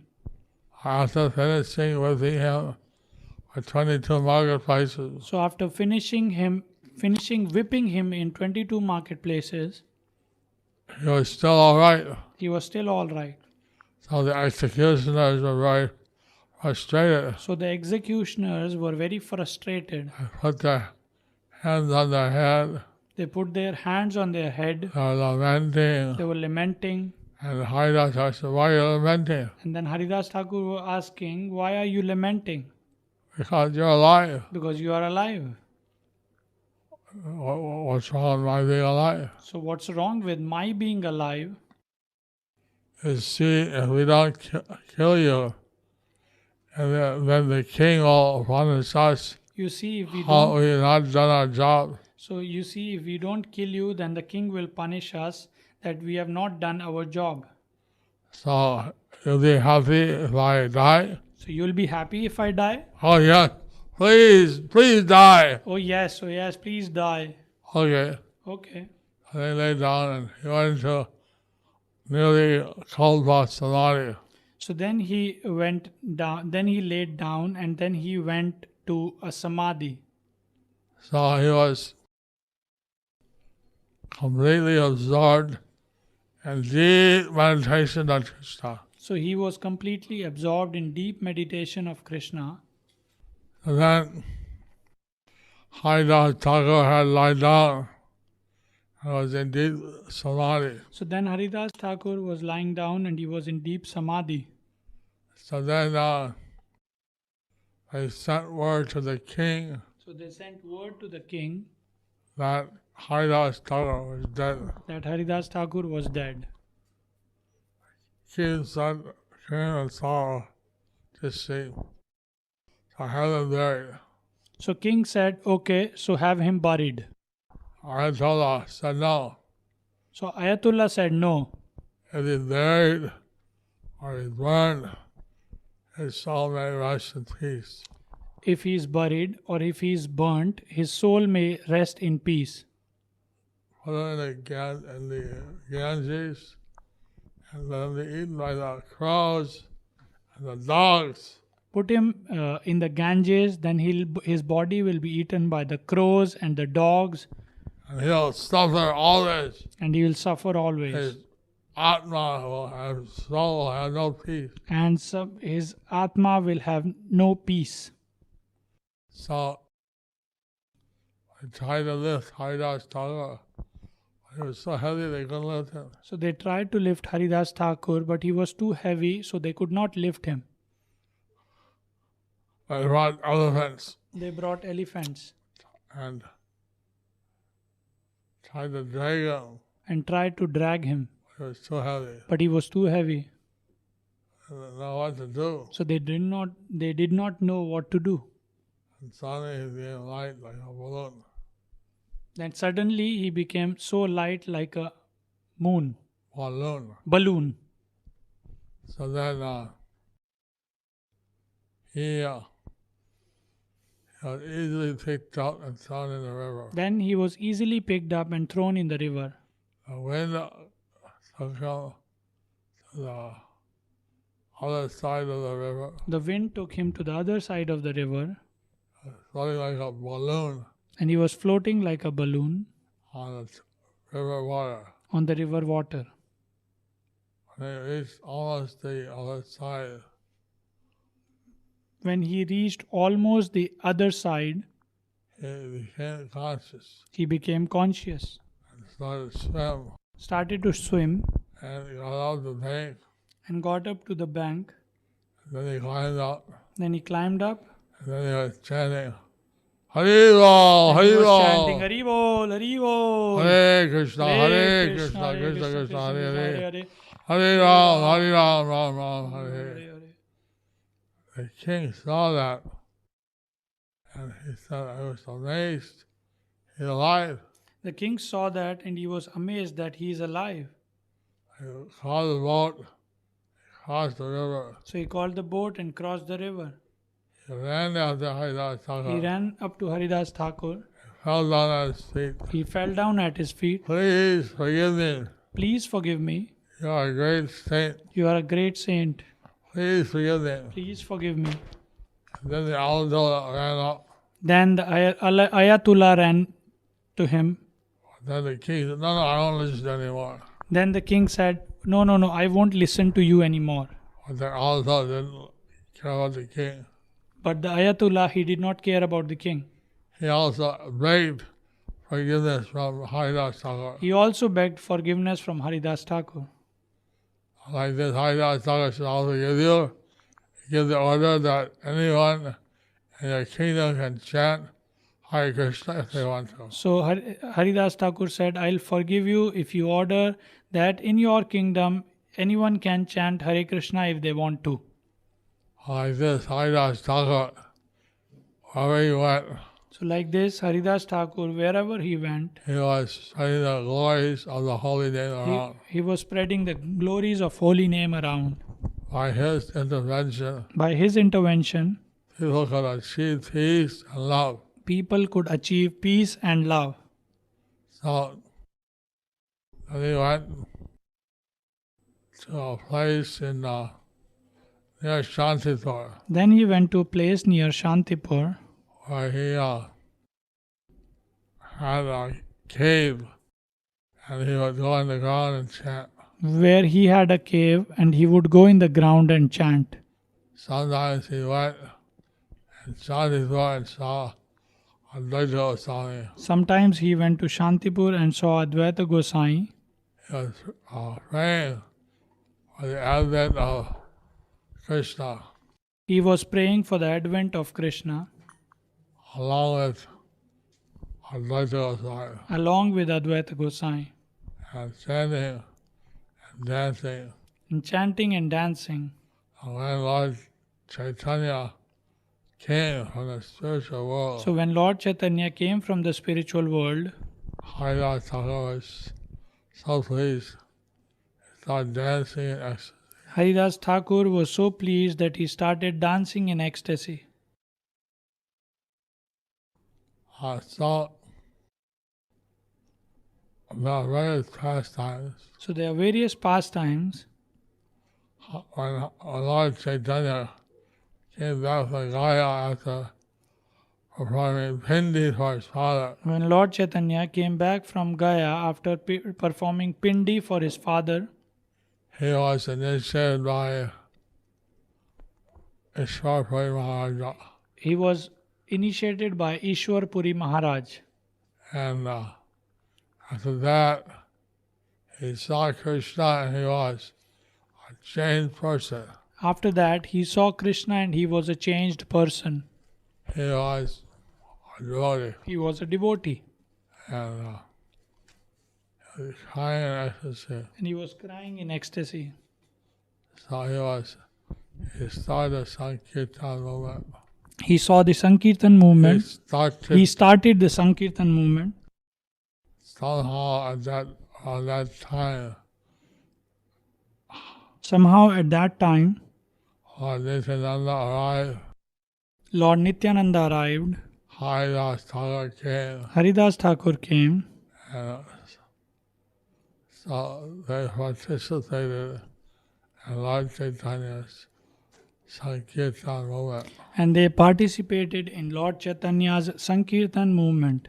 When the Chand Kazi broke the Mridanga Then when Chand Kazi broke the Mridanga and gave the order not to allow any Kirtan, and gave the order not to allow any Kirtan, Haridas Thakur was there. Haridas Thakur was there. Lord Chaitanya had his associates form 4 parties. Lord Chaitanya had his associates form 4 parties. One was led by Advaita, One was led by Advaita, one was led by Haridas Thakur, one was led by Haridas Thakur, one by Srivas Thakur. one was by Srivas Thakur. Lord Chaitanya was in one, And Lord Chaitanya was in one, and Nityananda and Gadadhar. and with Nityananda and Gadadhar. So this Kirtan was a kind of universal Kirtan. So this Kirtan was kind of a universal Kirtan. The sound went all over the universe, The sound went all over the universe, also penetrated the whole of the universe and went to the spiritual sky. also penetrated the covering of the universe and went to the spiritual sky. When Lord Indra and the Devas came down to see the Lord, When Lord Indra and different devas came down to see the Lord, they saw Lord Chaitanya dancing and crying. they saw Lord Chaitanya dancing and crying. They fainted. They fainted. When they came back to consciousness, When they came back to consciousness, they took human form, they took human form joined the Kirtan. and joined the Kirtan. Hari Bol. Hare. These are the angels who joined the Kirtan. These are the angels who joined the Kirtan. So, we're very fortunate to have the opportunity to chant Hare Krishna. So we are very fortunate to have the opportunity to chant Hare Krishna. Haridas Thakur was instructing us all we should chant by his own example.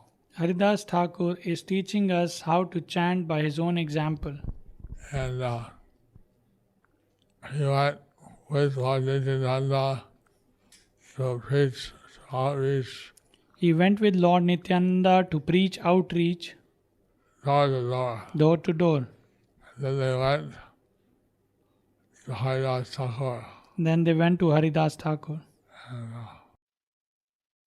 they are very simple people. That how they are very sinful people. That Lord Chaitanya is meant to deliver the most sinful. And then he told how Lord Chaitanya is meant to deliver the most sinful. Therefore, Lord Chaitanya gave mercy Therefore, Lord Chaitanya gave mercy to the two brothers. to the two brothers. So, what they were originally preached by Lord Nityananda and Haridas. So they were originally preached by Lord Nityananda and Haridas Thakur. Similarly, Haridas Thakur Similarly, Haridas Thakur, as a Namacharya, as a Namacharya, he would get people to chant. he would get people to chant. In one place, the misbehaved naughty boys, they started to mock Haridas Thakur. At one place, they misbehaved and the naughty boys and they mocked Haridas Thakur. They started, Hare Krishna, Hare Krishna, Krishna Krishna, Hare Hare. They were doing like this. They were mocking Haridas Thakur like this. Actually, Haridas Thakur didn't affect him, Actually, it did not affect Haridas Thakur. but somehow these boys were chanting. Somehow or the other, these boys were chanting. That was good fortune. And that was the good fortune. Then he feigned that he was very disturbed. He feigned, And then he pained that he was very disturbed. oh, he looked disturbed. He looked disturbed. And then the naughty boys, they chanted more and more. So the naughty boys, they chanted more and more. Hare Krishna, Hare Krishna. Yeah. Actually, he feels very happy Actually, he was feeling very happy because they were chanting, because they were chanting. but he would express his anguish But he would express his anguish that they would chant more. that they would chant more. So, he was so merciful. He was so merciful. In that way, he stayed in a place called Siddha Bakul. In Jagannath Puri, he stayed at a place called Siddha Bakul. And Lord Chaitanya, every day when he went to the Ganges, And Lord Chaitanya, every day when he would go to Ganges, he'd stop and see Haridas Thakur. he would stop and see Haridas Thakur. So Prabhupada was saying that Lord Jagannath, his walking form was Lord Chaitanya. So Srila Prabhupada said that Lord Jagannath's walking form is Lord Chaitanya. Lord Chaitanya would go every day to see Haridas Thakur. And Lord Chaitanya would go every day to see Haridas Thakur. This time is the Krishna month. This time is the Purushottam month. Started today. Starts today. And chanting Krishna's name during this month yields multiple benefits. And chanting Krishna's name yields multiple benefits. Hare Krishna, Krishna Krishna, Hare Hare, Hare Rama, Rama Rama, Hare Hare. Hare Krishna. Hare Krishna.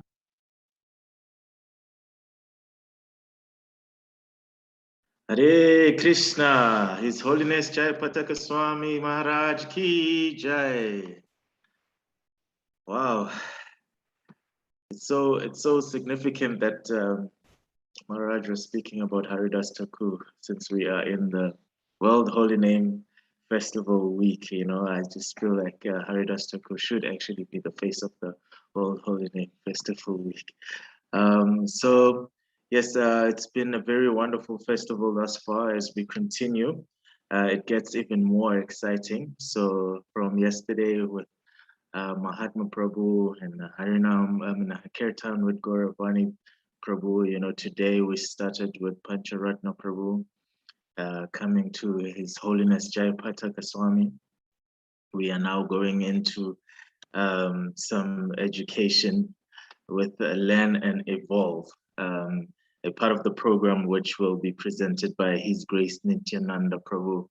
So Nityananda Prabhu was born in Latvia, now a part of Europe, in 1982 as Arjoms Vance. I hope I said that right, Prabhu. At the age of 17, he embraced the path of bhakti by joining ISKCON. Shortly after, he came to India on a one-way ticket, Haribo, to explore its ancient traditions, languages, and culture. Prabhu spent 5 amazing years in the south of India, Tamil Nadu in particular, studying and teaching Vedic scriptures, practicing ashram life, traveling to numerous places and meeting many spiritually and culturally advanced people and teachers. After that, in 2005, he joined the Srimad Bhagavat Vidyapita School of Sanskrit in the North Indian town, Govardhan, where he was thoroughly trained in Sanskrit grammar and other related disciplines by the late Sri Gopi Pranadhan Prabhu and Sri Matsya Avatar Prabhu. After serving as a teacher in the same Vidyapita for a couple of years after graduation, Nityananda Prabhu fully switched to professional Sanskrit translation and editing for the Bhaktivedanta Book Trust, a famous publisher of Vaishnava scriptures around the world, which he does until today. Presently, Prabhu lives with his wife, children in Vidodar, Gujarat, India. They are fond of Krishna Bhakti, Ashtanga Yoga, swimming, singing, playing guitar, and making pizza. His Grace Nityananda Prabhu Ki Jai. Hare Krishna. Thank you so much, Prabhuji, for the introduction. So, as a part of Learn and Evolve, I've been invited to this wonderful conference by Sri Krishna Chaitanya Maharaja, former Ekalavya Prabhu. And so without wasting time, because we have very limited time, let's just dive right into it. I'm presenting today a short practical workshop, you can call it, on Sanskrit pronunciation. This is basically a kind of a sample class from my upcoming course on this topic about the standard Sanskrit prayers and verses in ISKCON.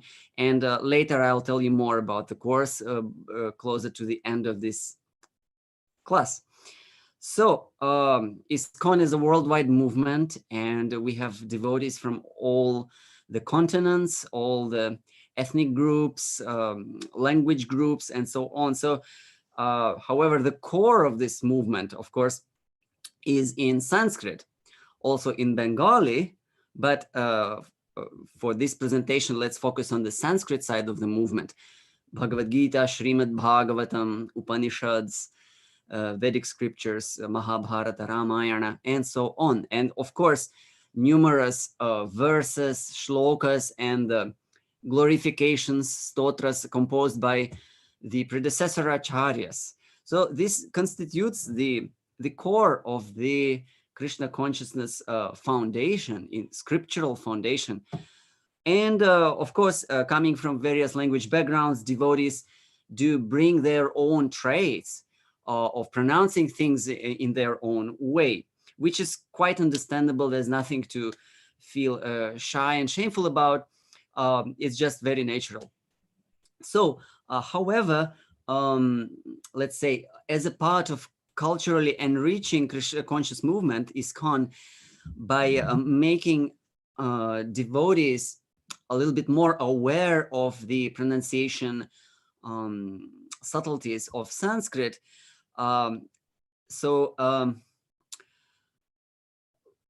This is important. Of course, you can say that pronunciation is not so important because there is a famous shloka about Krishna being bhavagrahi. Krishna accepts your mood, Krishna accepts your bhava, your devotional sentiments. He will not look so much into the technicalities of how you pronounce. That is a fact. However, we still hold the point, a valid point, that you want to express your devotion to Krishna in all the in all your activities that you do for him, isn't it? So just as in cooking, for example, one who cooks for Krishna will be very much encouraged to actually perform, to prepare newer and more exquisite varieties for Krishna's enjoyment.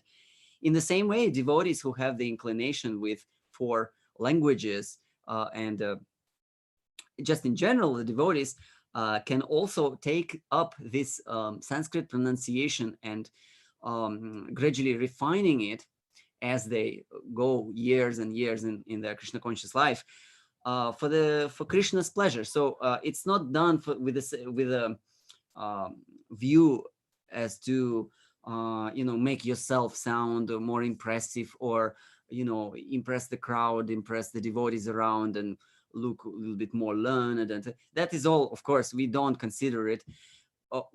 The sole purpose of it is to bring more pleasure to Krishna, because Sanskrit language is a very amazing language, and Vedic scriptures have descended into this world, in the form of this Vani, transcendental Shabda, and that transcendental Shabda assumes the form of Sanskrit language. So this is by no means an ordinary language. So why not take up this small personal set a personal goal to improve your pronunciation, so that you can chant during your puja, during your classes, and even for yourself, all these beautiful Sanskrit texts in a way that is the most close and exact to the way it's supposed to be pronounced, because Sanskrit, the way to pronounce it, first of all, has been passed down by generations of Vedic scholars who've been memorizing Vedic scriptures. And another thing is that all the way Sanskrit sounds are pronounced is described also in Sanskrit grammatical literature. and in Sanskrit Shiksha literature, which is specifically responsible for pronunciation. So we have the tradition, we have the description. So we learn from it, and we are presenting what we have scientifically concluded about it. And so for today, so that we don't just keep on talking theoretical things, although it's useful to put everybody on the same page. So let us now dive into practical things.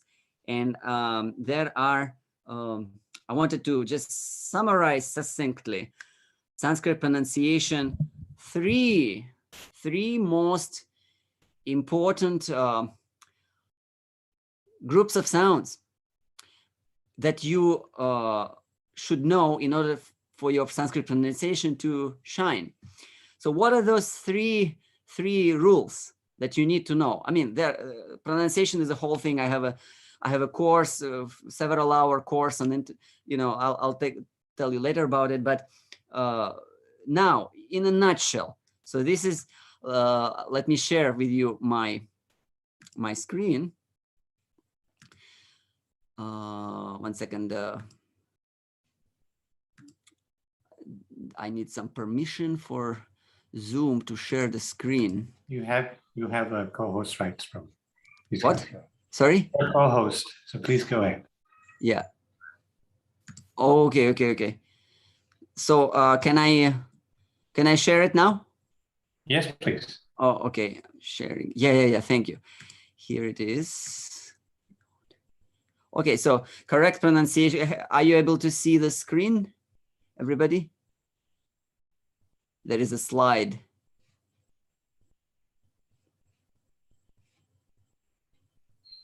Yeah, it's quite small though. Yeah, very small. Oh, I wonder why. It's actually showing the top header section. It's not showing. Oh, okay. Let's see. Oh, why would it do so? Interesting. Maybe try media. We can see table, chart, text, etc. So. Oh, 1 second. Last attempt. Otherwise, then I'll just do without it. Yeah, for some reason it's okay. Here it is. Is it now okay? Oh yes, perfect. Yeah. So correct pronunciation and chanting of the basic ISKCON prayers and verses in Sanskrit. So 3 most important Sanskrit pronunciation rules. Okay.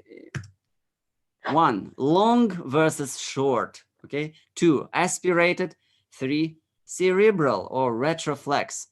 So let's go in order. What is long?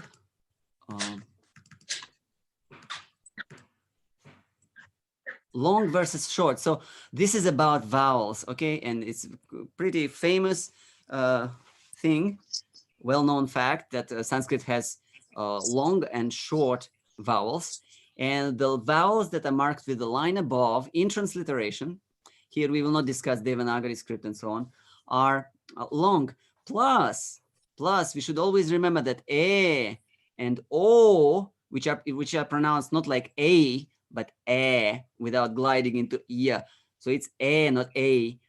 And O without gliding into U, as it's usually done in English. Like it's not O, but O. Okay, these are long vowels, even though we are missing that line above them. We should always remember. And of course, I and O. These are the gliding sounds, and those are naturally long. So this is long and short rule. Now let's take one verse from Gurvashtaka, and let's go through the first line, bearing in mind the long and short vowels. So I say sangsara, okay? Sangsara, not sangsara, but sangsara. So I do see that this A should be long, okay? The others are short. The next word is davanala, okay? Davanala. It's not davanala. Davanala would be just totally wrong way of saying, because this third A is not marked with a line. So davanala. And for those devotees who are new to this or not very used to observe these rules, you can exaggerate. Don't just double. So the general rule is to double the length of the short in order to get to the long. In other words, this is a, this is ah, yeah. But I say that in order to just really make it very firm in your mind, triple it. Just say davanala. Just so that once you see that line above, you do not have any temptation of cutting it short. Okay, and the next word is leadha. Okay, it's not leadha, it's leadha. So that E is again long. And somebody would like to pronounce the last word? Anybody from the audience? Loka. Oh, loka. Yeah. So that's what I was pointing out, that let's not forget that there is no line above O, but all the O's are long. So I will read the first line. Sansara davanala leadha loka. Okay, without singing, without any beating of the hands or karatals. That's how we should do. We should just take a verse from the stotra or from the Gita or from the Mangalacharna and just read it without singing. Because, you know, once you start singing, your the melody takes over and naturally, you know, takes you away. So before you dive into the melody, just master the long and short vowels without any faults. Okay, so sansara davanala leadha loka. This is how it sounds, just like that, raw, the raw sound.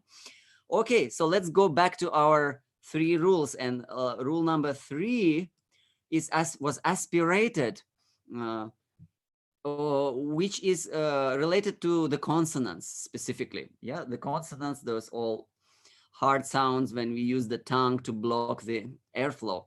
So any consonant followed by H, I'm talking again here about the transliterated Sanskrit, yeah? Like here, bha, or k, or g, or dh, or t is aspirated. So what do I mean by aspiration? By aspiration, I mean that when you pronounce it, you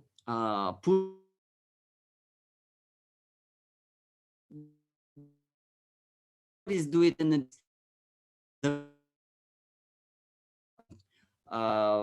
pump more air from their lungs, and they say gha, gha, dha, which is almost as if they're creating that ha in their throats. But this is not the ultimate way of doing it, actually.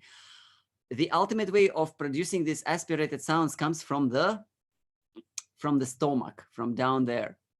So it's just like if any one of you have did any Sangita or studying singing, even whether Indian or Western singing, you have to know that the strength of the air, of the flow, comes from down there, from below your diaphragm, from here. So I say dha, gha, ka. I should be feeling my diaphragm contracting. In other words, your belly goes inward. Yeah. Okay. So it's just to get this motion right. Otherwise, your aspirated consonants will not carry that beauty. It has an explosive quality. Okay. If you ever listened to Brahmanas chanting Sanskrit, it's very beautiful, it's very powerful, it's very it's filling the air all around the hall where they're sitting and chanting. But one of the salient features of their chanting, if they are really trained in chanting, is their ability to explode those aspirated consonants. So Tvadbhritya bhritya paricharaka bhritya bhritya bhrityasya bhritya smaramam iti lokanath. So you can hear that bha, it's not just bha, it's bha, because I pronounce it from here. Bha, bha, dharma kshetre kurukshetre bhavan bhishmascha karnascha, you know? So it creates a big difference. So it sounds like much more punchy and much more the way it has to sound. So when you chant Sanskrit, please do try to remember about these aspirated consonants and pronounce them from your stomach, from down there, from your abdomen.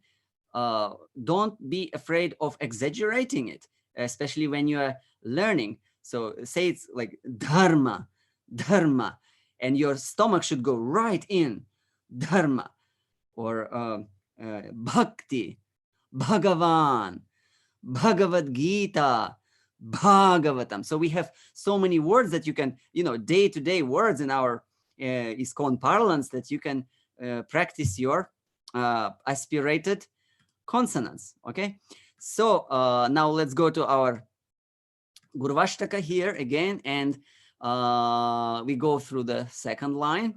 So Tranaya, again, we observe those beautiful long vowels. I don't say Tranaya, I say Tranaya. This is another point that I would like to emphasize, is that in Sanskrit, naturally, when there is a long vowel, it does pull the emphasis on itself. It does demand to be stressed. Yeah. And because in a Sanskrit word, you may have more than one long consonant, sometimes even 4, the word will have 4 stresses. This is, in English, you go maximum to 2 stresses. Anybody can give me an example of an English word with 2 stresses?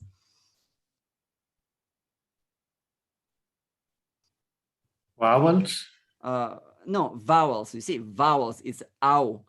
There's only 1 stress. But for example, the number 14, okay? 14, 13, those words, they have 2 stresses. 14, 13, okay?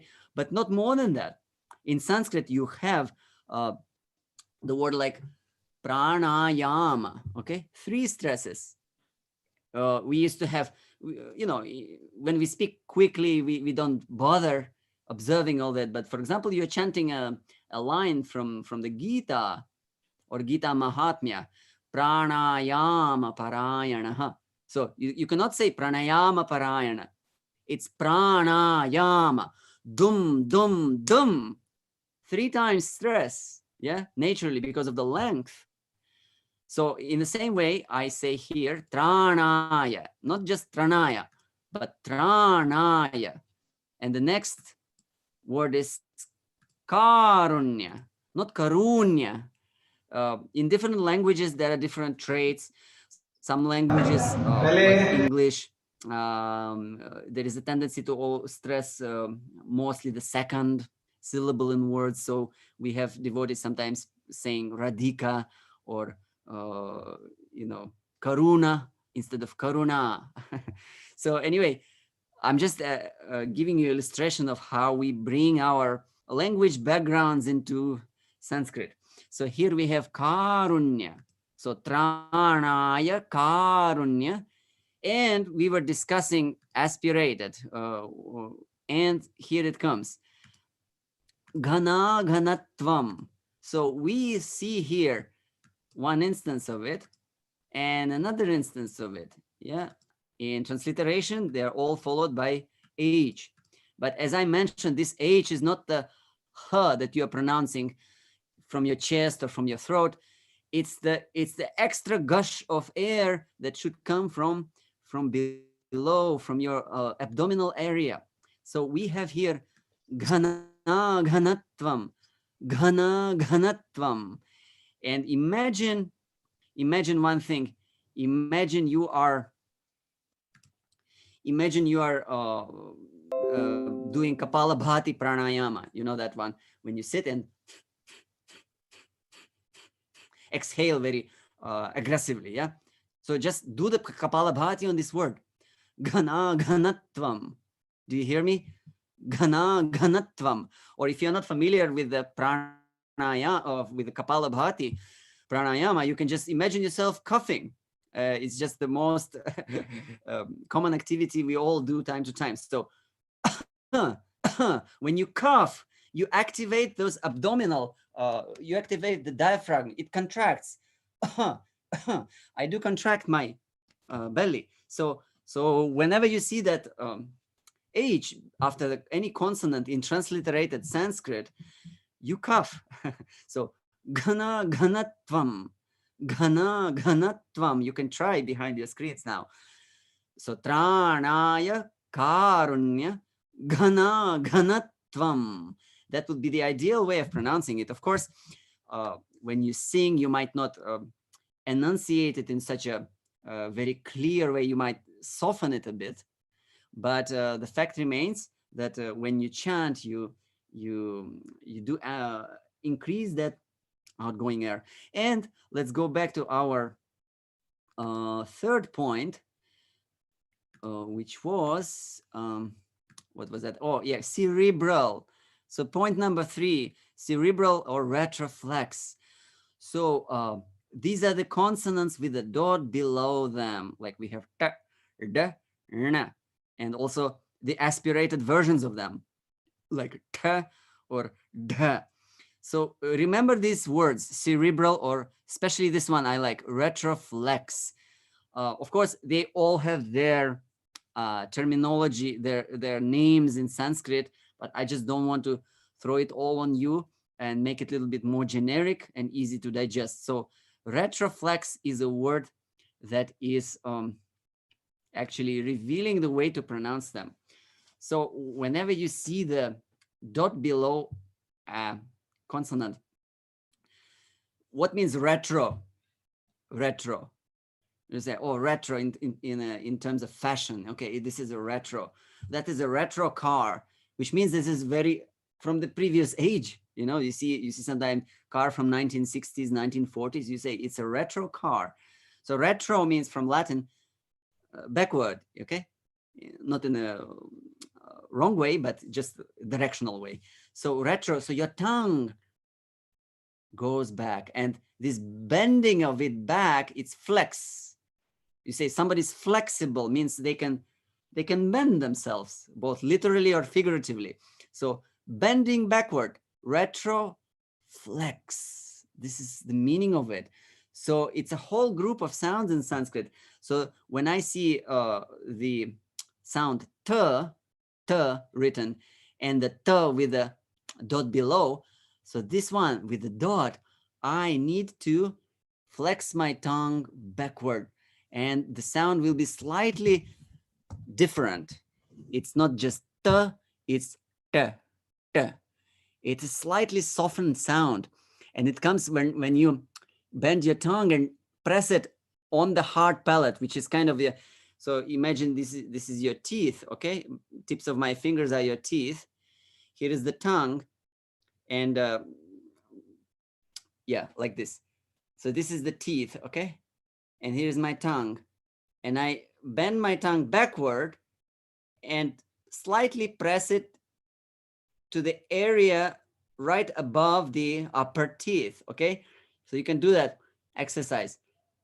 Take your tongue backward and press it, press the lower side of it, lower side of the tip of the tongue, so that you will feel that there's kind of a rippled surface there, which is called alveola anatomically. So you are now in the perfect position to pronounce the retroflex sounds of Sanskrit. So t. Now release it, shoot it forward and say t, or d, or n, like the word in the name of Krishna. It's not just Krishna where na is touching my teeth. No, it's Krishna. You can see my tongue is there. It's up, and I say na, na, Krishna.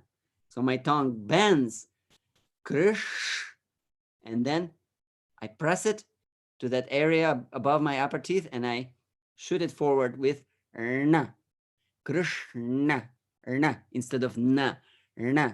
It's subtle, but you do hear it. You do hear it. And of course, you will hear it much better if I sit right in front of you.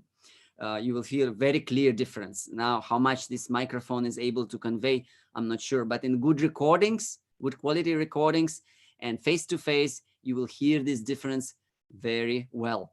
So these are the three most important, I'd say, challenging points that you need to be aware of when you sing or chant a Sanskrit verse. Okay, and let's go. The third line of Gurvashtaka, the first, it will illustrate our retroflex sounds. We have them there, but let's start from beginning and say this word. Now, just say it without me. Read this word, the first word of the third line without me. Read it aloud for yourself right now.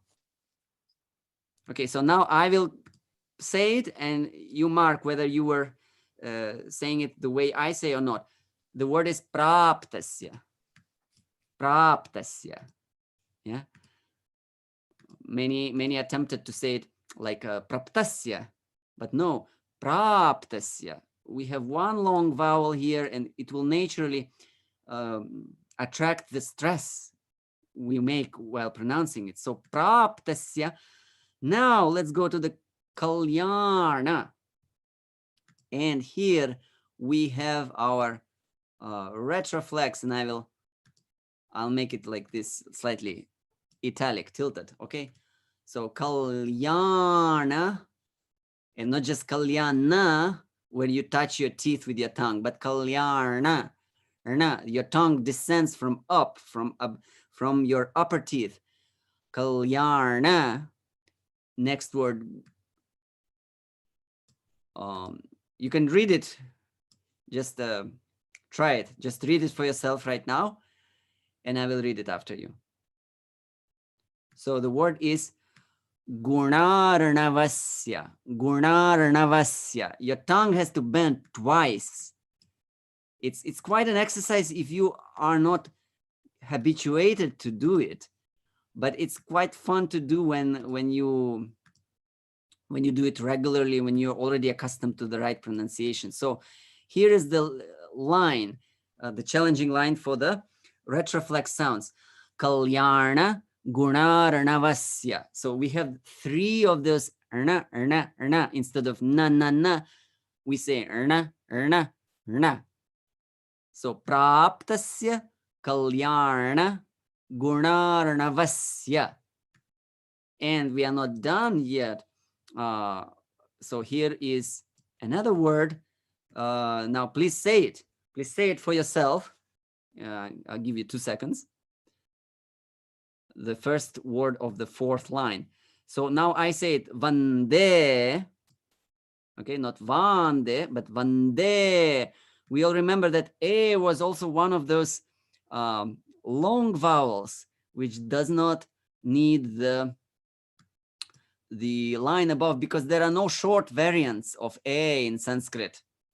Okay, next word is guro. Guro. Okay, another long one which doesn't need a line. Vande guro.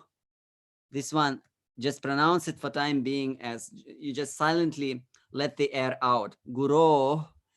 It's another whole separate topic of visarga and the ways to pronouncing it, which is not just one way of pronouncing it. So we'll not delve into it in this class.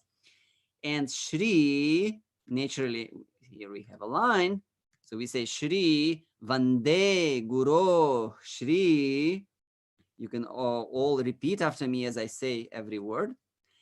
And we have another one. So now just focus on the vowels, which are short, which are long, and just say it for yourself. Then I'll say it. Okay, so the word is Charana Ravindam. Okay, Charana. Here is the long one. And I can exaggerate it because I am learning. Charanaravindam. So Shri Charanaravindam. All others are short. Now I see one more thing from our 3 most important rules. It's the consonant with the dot below, just as we had in the 3rd line. So Charanaravindam is not just Charana. It's not na, it's na, na. Charanaravindam. Charanaravindam. Try to pronounce it in this way. Retroflex. So I'll stop sharing for time being. So Charanaravindam. Here is my upper teeth. This one. Let me see how did I do last time. Yeah. Here is my upper teeth. Is my tongue. Sorry. So chara. I prepare my tongue. I touch the alveolar, the space above the upper teeth, and I say Naravindam. Chara Naravindam, not Chara Naravindam, not here. Chara Naravindam. So practice bending your tongue backward. This is so crucial for Sanskrit pronunciation because yeah, this is kind of the unique sound of Sanskrit, and it spread later on into all the Indian languages. So those of you whose native language is one of the Indian languages, you'll be very much used to this. Yeah, but outside of India, there are hardly any languages that employ this retroflex sounds. Yeah, and this is very interesting. It's not at all there in English. There is no English equivalent, even though you see in the BBT books some the approximate equivalents of how to pronounce all the Sanskrit sounds. But bear in mind that for many of those comparisons, it's just an approximation. It doesn't actually convey the way, the sound quality that is there in Sanskrit. So you have to just learn it like this. Charanaravindam. You can't give even an English example of that sound or any other language. So this is 3 most important rules, and I'll share the screen again to remind you of it, and you can note them down. So the long versus short, aspirated ones, where we push more air from where? Let's see if you remember. From the abdomen, yeah, by contracting our stomach, like this. And cerebral or retroflex, when we bend our tongue, yeah, and always remember, pay attention to the line above vowels. Don't feel shy to stretch it. And those are the long vowels, also aspirated, followed by H. Remember this example, ghana, ghanatvam. You should feel your belly engaged in this sound, ghana, ghanatvam. And cerebral or retroflex sounds with a dot below, and you remember karunya, and you remember charanaravindam, and you remember also tranaya. Okay, we had in the 2nd line. So I specifically chose this first verse of Gurvashtaka as we sing it very often, because it very nicely contains all these 3 most crucial points that I have highlighted in today's class. So just polish it, polish this first verse of Gurvashtaka, and then you will see it everywhere. Okay, just keep this kind of image or print it out for you, highlight it just as I did. Okay, and look at it for 1 week, and every day in the morning and in the evening. Try to remember these 3 points that I have presented today. And whenever you see in future any other verse, you will naturally see it. It will all jump at you. You will see, this is the line, this is the line. You will not miss it. Loka, okay, there is another O. It will not be highlighted, but in your mind, you will see highlighted because you're used to it now. And then Kalyana, Gunarana, Vasya, you will see those retroflex sounds. So this is how we slowly bring this Sanskrit correct pronunciation make it our second nature, make it our habit, little by little. Okay, start with one verse, start with one line, just master it. Give yourself a time. You have a whole life, and in this way, slowly, this thing will increase. And always remember that this is a devotional endeavor. It's not an endeavor for anything else, but just pleasing Krishna with the beautiful sound of Sanskrit. Okay. And another thing I wanted to just briefly, I'll try to end on time. You can have five minutes more, Prabhu. 5 minutes more. Sure. I'll just quickly just give you some information here. I had some more things to present, but definitely, whenever you start anything live, you realize that you don't have much time. So there's so much more interesting nectar to share. But anyway, I promised to you that I will speak a little more about the upcoming course. So this is called Correct Pronunciation and Chanting of the Basic ISKCON Prayers and Verses in Sanskrit. Pretty long title. But anyway, I just didn't want to make it shorter. Let it be like that. So this is the course which will come out next month on my YouTube channel, Sanskrit Sense. You can visit it now. You can subscribe ahead, hit the notification. It will come. It will all be a free course. And it will also hopefully come in the ISKCON Kirtan Ministries website as well. So I'm trying to target Vijayadashami, which is 15th of October, very nice day to do something nice, something significant. So this will be a small victory for me. Just releasing this course, as a service to all ISKCON devotees. And so please keep in mind, there's slightly less than 1 month to go. And stay in touch. I have sanskritsense.com, Nityananda Dasa. This is my website. So you can see what I'm doing otherwise, apart from this. And one more thing. So the course will have demos. I will present the demos, and it will be a separate video where I just sing through or chant through that specific stotra or prayer as a demo. And then there will be a tutorial. For example, Gurvashtaka, there will be a demo video. Then there will be separate Gurvashtaka video, a tutorial on Gurvashtaka, where I'll be just zooming in into every word, explaining it. And plus, what's most important, I will also show you how to sing it together with karatals in such a way that you do not corrupt your pronunciation. This is so important. This is actually the most important point that I'm focusing on, because devotees might learn the correct pronunciation of all the sounds, but as soon as they take karatals in hands, again, the beat takes over, and then we try to, cut the long vowels short and extend the short vowels. Those who need to remain short, we make them long. So I have specifically focused on how we can preserve the correct way of pronouncing every line, every word, together with the beat, because most of the prayers we chant with karatals, aren't we? So this is, in that way, it will be a unique presentation for all devotees to learn. And I'm also preparing all the downloadable materials, MP3s and everything. So you'll get the whole package, which you can then, use and then learn and teach to all of your friends. So this is the thing that coming.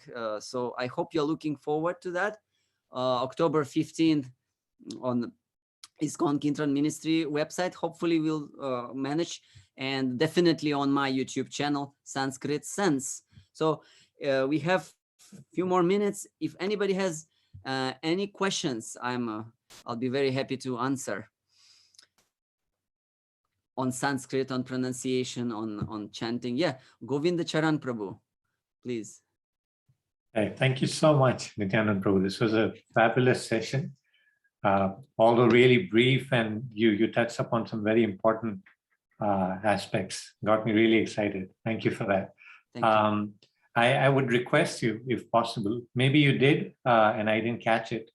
You gave those 3 examples. So the particular one that I'm referring to is the one on the Retroflex.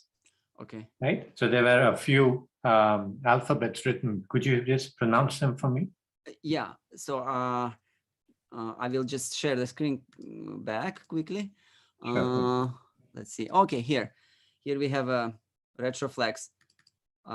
T, D, N, and then aspirated T and D. Okay.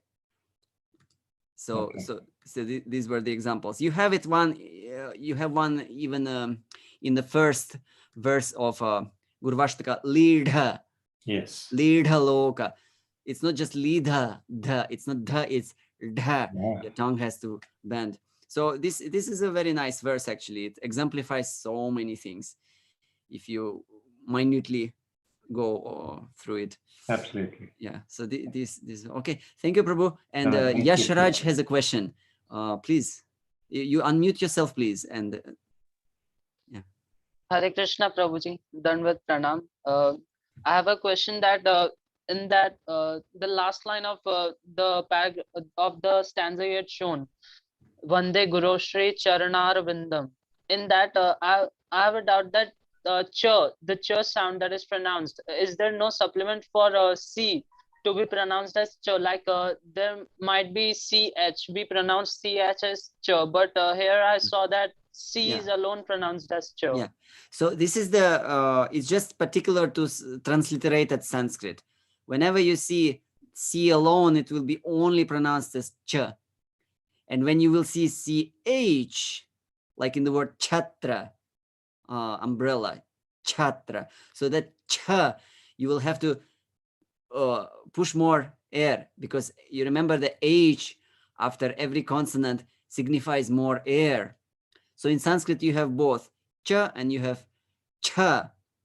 Yeah, so somehow the scholars of the past, of recent past, have decided to make cha as a single C and then CH as that cha when you need to cough or do your Kapalabhati on the way, you know. So it's just the convention, the scholarly convention. By the way, just the last point, Sanskrit chanting, if you observe these rules and you sit and chant Bhagavad Gita, you will do at least, if you chant the Bhagavad Gita chapter, which is, you know, on average like 30, 35 verses, you will do at least 60 Kapalabhati Pranayamas. Can you imagine? So good pronunciation will aid your health. Even if you don't do Kapalabhati separately, just chant the Gita or Vishnu Sahasranama, and then you get it, you know. And it's just one sound. I have some more other observations when I found that actually these sounds, they are actually employing yogic techniques like Anuswara. It's one of the special also pranayama mudras. Okay, so when you stick to proper pronunciation of Sanskrit, you even improve your health, so which is a very interesting thing actually. All right, it's already 35. If the next speaker is there, I will end this session, and I thank you all so much for being with me, and I hope you do take home from this class something, and yeah, that I will consider it very successful. Hare Krishna, thank you so much for the opportunity, Govinda Charan Prabhu and Sri Krishna Chaitanya Swami Maharaj for this chance of serving you all, and Hare Krishna. So thank you very much, Prabhu. May I request you to share the link to your site if you have anything that you would like us to share with the audiences? Yes. Where do I do it? I forgot. You could send it to us on the chat and we can share it with the rest. Oh, chat. Yes. So I will right now. I'll give you.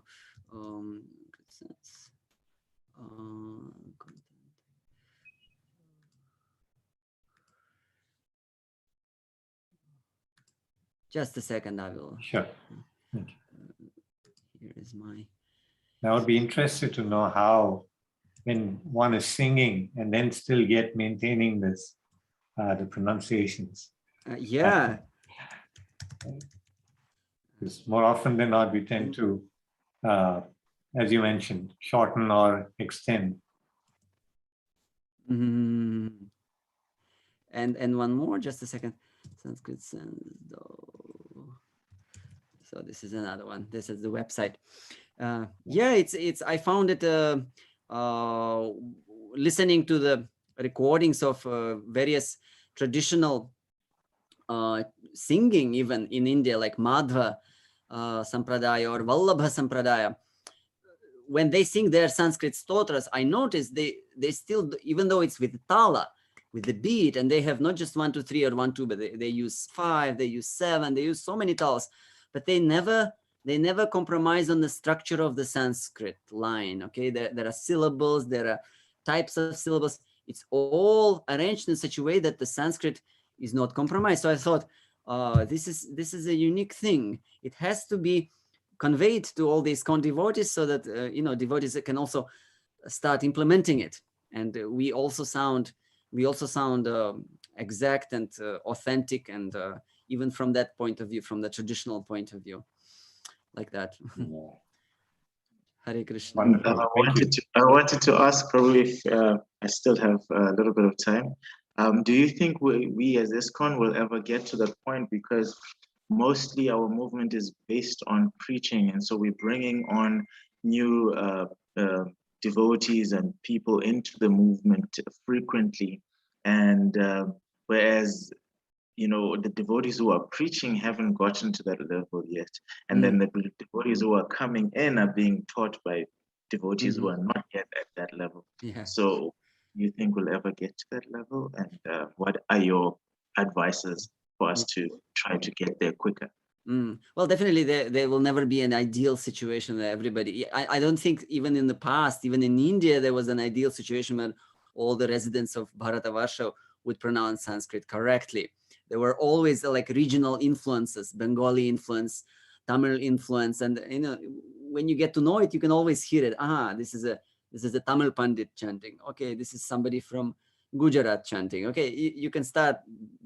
So while preaching, while bringing the new people to Krishna consciousness, at the same time, you see, we always have a chance to kind of then at some point retreat and little bit like boil the milk, like increase the quality of who we have right now, or just take a retreat for ourselves. Okay, let me take a retreat for a month, and I'll just study some Sanskrit. Okay, so we should always take some kind of this kind of recreation, and we use those opportunities in order to like increase our familiarity with all these cultural aspects, because ultimately preaching is not only philosophy and knowledge and understanding, but it's also cultural side, which is extremely attractive. You go in the West and you put someone there who really knows how to pronounce Sanskrit and let him chant or her, and then you will see it will make its impact on people's minds. Even though they won't be able to understand, but they will always remember, they were chanting something in that ancient language and it sounded so out of this world. So even this thing, it's not fully separate from preaching. It is, we just have to, get back, learn it, and then use it. And again, retreat a little, learn it more, upgrade our skills, and again, bring it in the front line, in that way. Wow. Hare Krishna, thank you so much, Prabhu. Thank you, Prabhu. His Grace Nityananda Prabhu ki Jai. So the most beautiful part of ISKCON is that no matter how much you learn, still so much more to learn. And as we can see in the example of Pancaratna Prabhu, who was saying earlier on that although he's such an advanced devotee to us, but he's saying that he is a student himself. And now affirmed by His Grace Nityananda Prabhu, as we are just seeing that some of us still have a very, very long way to go. So moving on to the next part of the program, we have His Holiness Srila Romapada Swami. So Srila Romapada Swami was born in this world December 27, 1948 in Utica, New York, as the youngest of 5 children. Although the youngest member of the family, Srila Romapada Swami was respected by the elders as the most responsible and principle-centered, and the youngest achiever amongst them. In the course of time, the youngest son of the family would display unique wisdom and super excellence in all respects. Coming from a Christian upbringing, he received a strong sense of values as passed on by his mother and father. In search of answers, he explored various teachings of transcendental knowledge and was gradually led to the Bhagavad Gita. Bhagavad Gita. I don't know if I'm saying. He read 7 or 8 English translation of the Bhagavad Gita and experimented with meditation. Yet his search was still incomplete. It was when he was a student at the State University of New York in Buffalo in 1969 that Srila Romapada Swami finally found the path of absolute truth he had been searching for. It was there that he had his first introduction to Krishna consciousness when he heard His Divine Grace, A.C. Bhaktivedanta Swami Srila Prabhupada chanting on campus, Hari Bol. He squeezed himself into a packed lecture hall, and there was Srila Prabhupada and Allen Ginsberg on stage chanting the Hare Krishna Mahamantra. Although he was not known at the time, Srila Romapada Swami had just contacted his eternal spiritual master, and his journey into Krishna consciousness had officially begun. Srila Romapada Swami was 21 years old when he was just accepted in medical school and when he joined the International Society for Krishna Consciousness. His family had much confidence and appreciation for his high sense of values and individual expression. During July 1971, Srila Romapada Swami received first initiation from Srila Prabhupada at the temple located on Henry Street in Brooklyn, New York. 1 year later, during summer 1972, Srila Romapada Swami received second initiation. In March 92, he was appointed Governing Body Commissioner of New York and New Jersey. And in 94, he accepted the same responsibility for the Midwest United States. Under his inspiration and direction, many Sunday schools and congregational development programs have sprouted and flourished. It is not possible to describe the entire range of activities in devotional service, even in course of one day, what to speak of 1 decade or course of his entire life thus far. One thing that can be said for certain, however, is that each moment of his life, Srila Romapada Swami is 100% absorbed in serving the instructions and mission of his beloved spiritual master, Srila Prabhupada. His Holiness Romapada Swami Ki. Jai.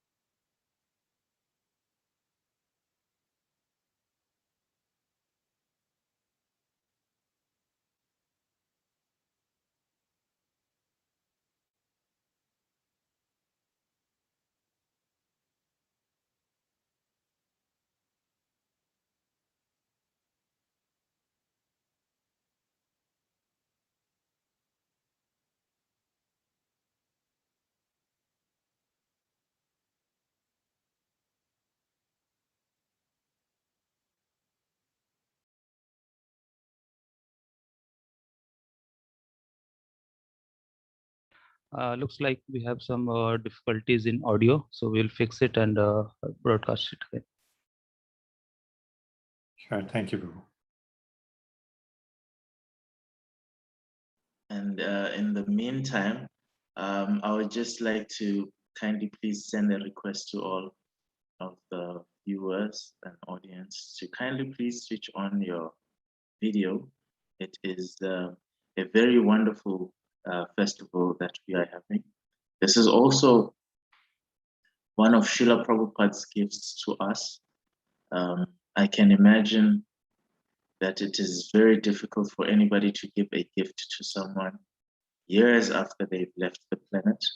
But here, Srila Prabhupada has given us a wonderful gift of the holy name, also the wonderful gift of association with the devotees. And so for us to accept this gift, we have to come in person, because this is a very personal movement to kind of receive this wonderful gift. So if you can kindly please switch on your videos while you are able to. Thank you.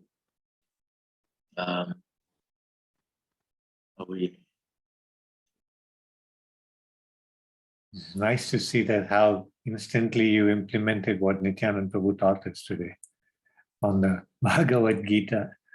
So I think we just need to be more aware henceforth, and word by word we would just catch this and register this more within ourselves.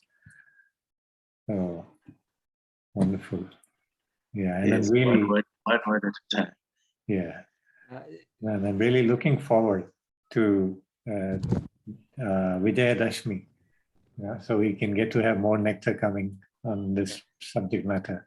Yeah, I think that when we speak Sanskrit words in the context of an English speech, I think we can a little bit allow ourselves to be a little bit more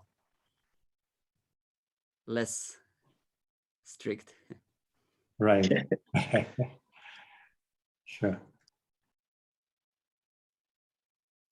Namaste Saraswate Deve Gauravani Pracharine Nirvishesha Sanyavadi Paschatya Desatarine Jaya Sri Krishna Chaitanya Prabhu Nityananda Shri Advaita Gadadhar Shivasadi Gaura Bhakta Vrinda Hare Krishna Krishna Krishna Hare Hare Hare Rama Rama Rama Hare Hare. With much gratitude, I'm very happy to be a participant in the World Holy Name Festival. All around the world, devotees are honoring the significance of chanting the holy name. I was requested to identify a pastime of Chaitanya Mahaprabhu or his associates that is suited for the World Holy Name Week. I thought of a very wonderful passage from Chaitanya Charitamrita, which is so significant that Krishna Das Kaviraj speaks of it 3 times. Now, around the time of Gaura Purnima, for a whole month, there were GBC Strategic Planning Team talks on the significance of Chaitanya Charitamrita. And we understood from some of those learned speakers the unique position of Krishna Das Kaviraj as the compiler, the magnanimous contribution that he made by bringing different views prior to his writing together under one umbrella with one Siddhanta about who is Lord Chaitanya, etc. And as well the other members of Lord Chaitanya's associates, the Panchatattva. So significant is this literature, Chaitanya Charitamrita. And in the pastime of Chaitanya Mahaprabhu, nearly half of his life being spent in Jagannath Puri, and the significance of his residing in Jagannath Puri, the significance of Chaitanya Mahaprabhu's Sankirtan activities in Jagannath Puri, that's the topic for this talk. I'm going to read kind of like a dramatic reading of just verses without the Bengali and without the purport to cover this significant mood of Chaitanya Mahaprabhu while engaging in Sankirtan, specifically in Jagannath Puri. One of those places is found in Madhya Lila chapter 1, and it begins with Chaitanya Mahaprabhu performing Kirtan, and as soon as he saw Lord Jagannath and performed Kirtan, his mood became very strong and nearly overwhelming. Madhya Lila chapter 1, starting with verse 53. At those times, Sri Chaitanya Mahaprabhu would visit Lord Jagannath. Then his feelings exactly corresponded to those of the gopis when they met Krishna at Kurukshetra after a long separation. Krishna had come to Kurukshetra with his brother and sister to visit. When Chaitanya Mahaprabhu used to dance before the car during the festival, he always sang the following two lines. And first is a reference to Srimad Bhagavatam 10:29-15. I've gotten that Lord of my life, for whom I was burning in the fire of lusty desires. Lord Chaitanya Mahaprabhu used to sing this song, Saita Parana Nath, especially during the latter part of the day, and he would think, let me take Krishna and go back to Vrindavan. This ecstasy was always filling his heart. In that ecstasy, Sri Chaitanya Mahaprabhu recited a verse when dancing in front of Lord Jagannath. Almost no one could understand the meaning of that verse. And here's the verse, cited 3 times in Chaitanya Charitamrita. That very personality who stole away my heart during my youth is now again my master. These are the same moonlit nights in the month of Chaitra. The same fragrance of the malati flowers is there, and the same sweet breezes are blowing from the Kadamba forest. In our intimate relationship, I am also the same lover, yet still my mind is not happy here. I am eager to go back to that place on the bank of the Reva, under the Vaiyasaki tree. That is my desire. This is Lord Chaitanya's composition that he would recite. And it's described, he would recite it again and again, and again and again. This verse appears to be the hankering between some ordinary boy and girl, but its actual deep meaning was known only to Swarup Damodar. By chance, one year, Rupa Goswami was also present there. Although the meaning of the verse was known only to Swarup Damodar, Rupa Goswami, after hearing it from Sri Chaitanya Mahaprabhu, immediately composed another verse that described the meaning of the original verse. Now, Rupa Goswami's verse is only presented once, and it's coming later in Untitled. In this section, it's only mentioning Lord Chaitanya's verse, and that Rupa Goswami wrote a companion verse. After composing this verse and putting it on the roof of his house, Rupa Goswami went to bathe in the sea. In the meantime, Lord Chaitanya Mahaprabhu went to his hut to meet him. It describes when he went, commonly there were 3 people at Haridas Thakur's place, sometimes Sarup Damodar, sometimes Rupa Goswami, sometimes Sanatana Goswami, sometimes all 3, sometimes only 1.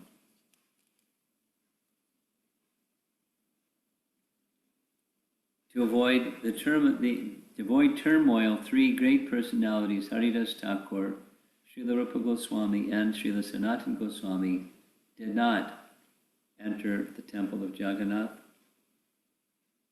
Every day, Sri Chaitanya Mahaprabhu used to see the Upalabhog ceremony at the temple of Jagannath, and after seeing this, he used to go visit these 3 great personalities on his way to his own residence. If one of these 3 was not present, he would meet the others. That was his regular practice. So when he went to see Rupa Goswami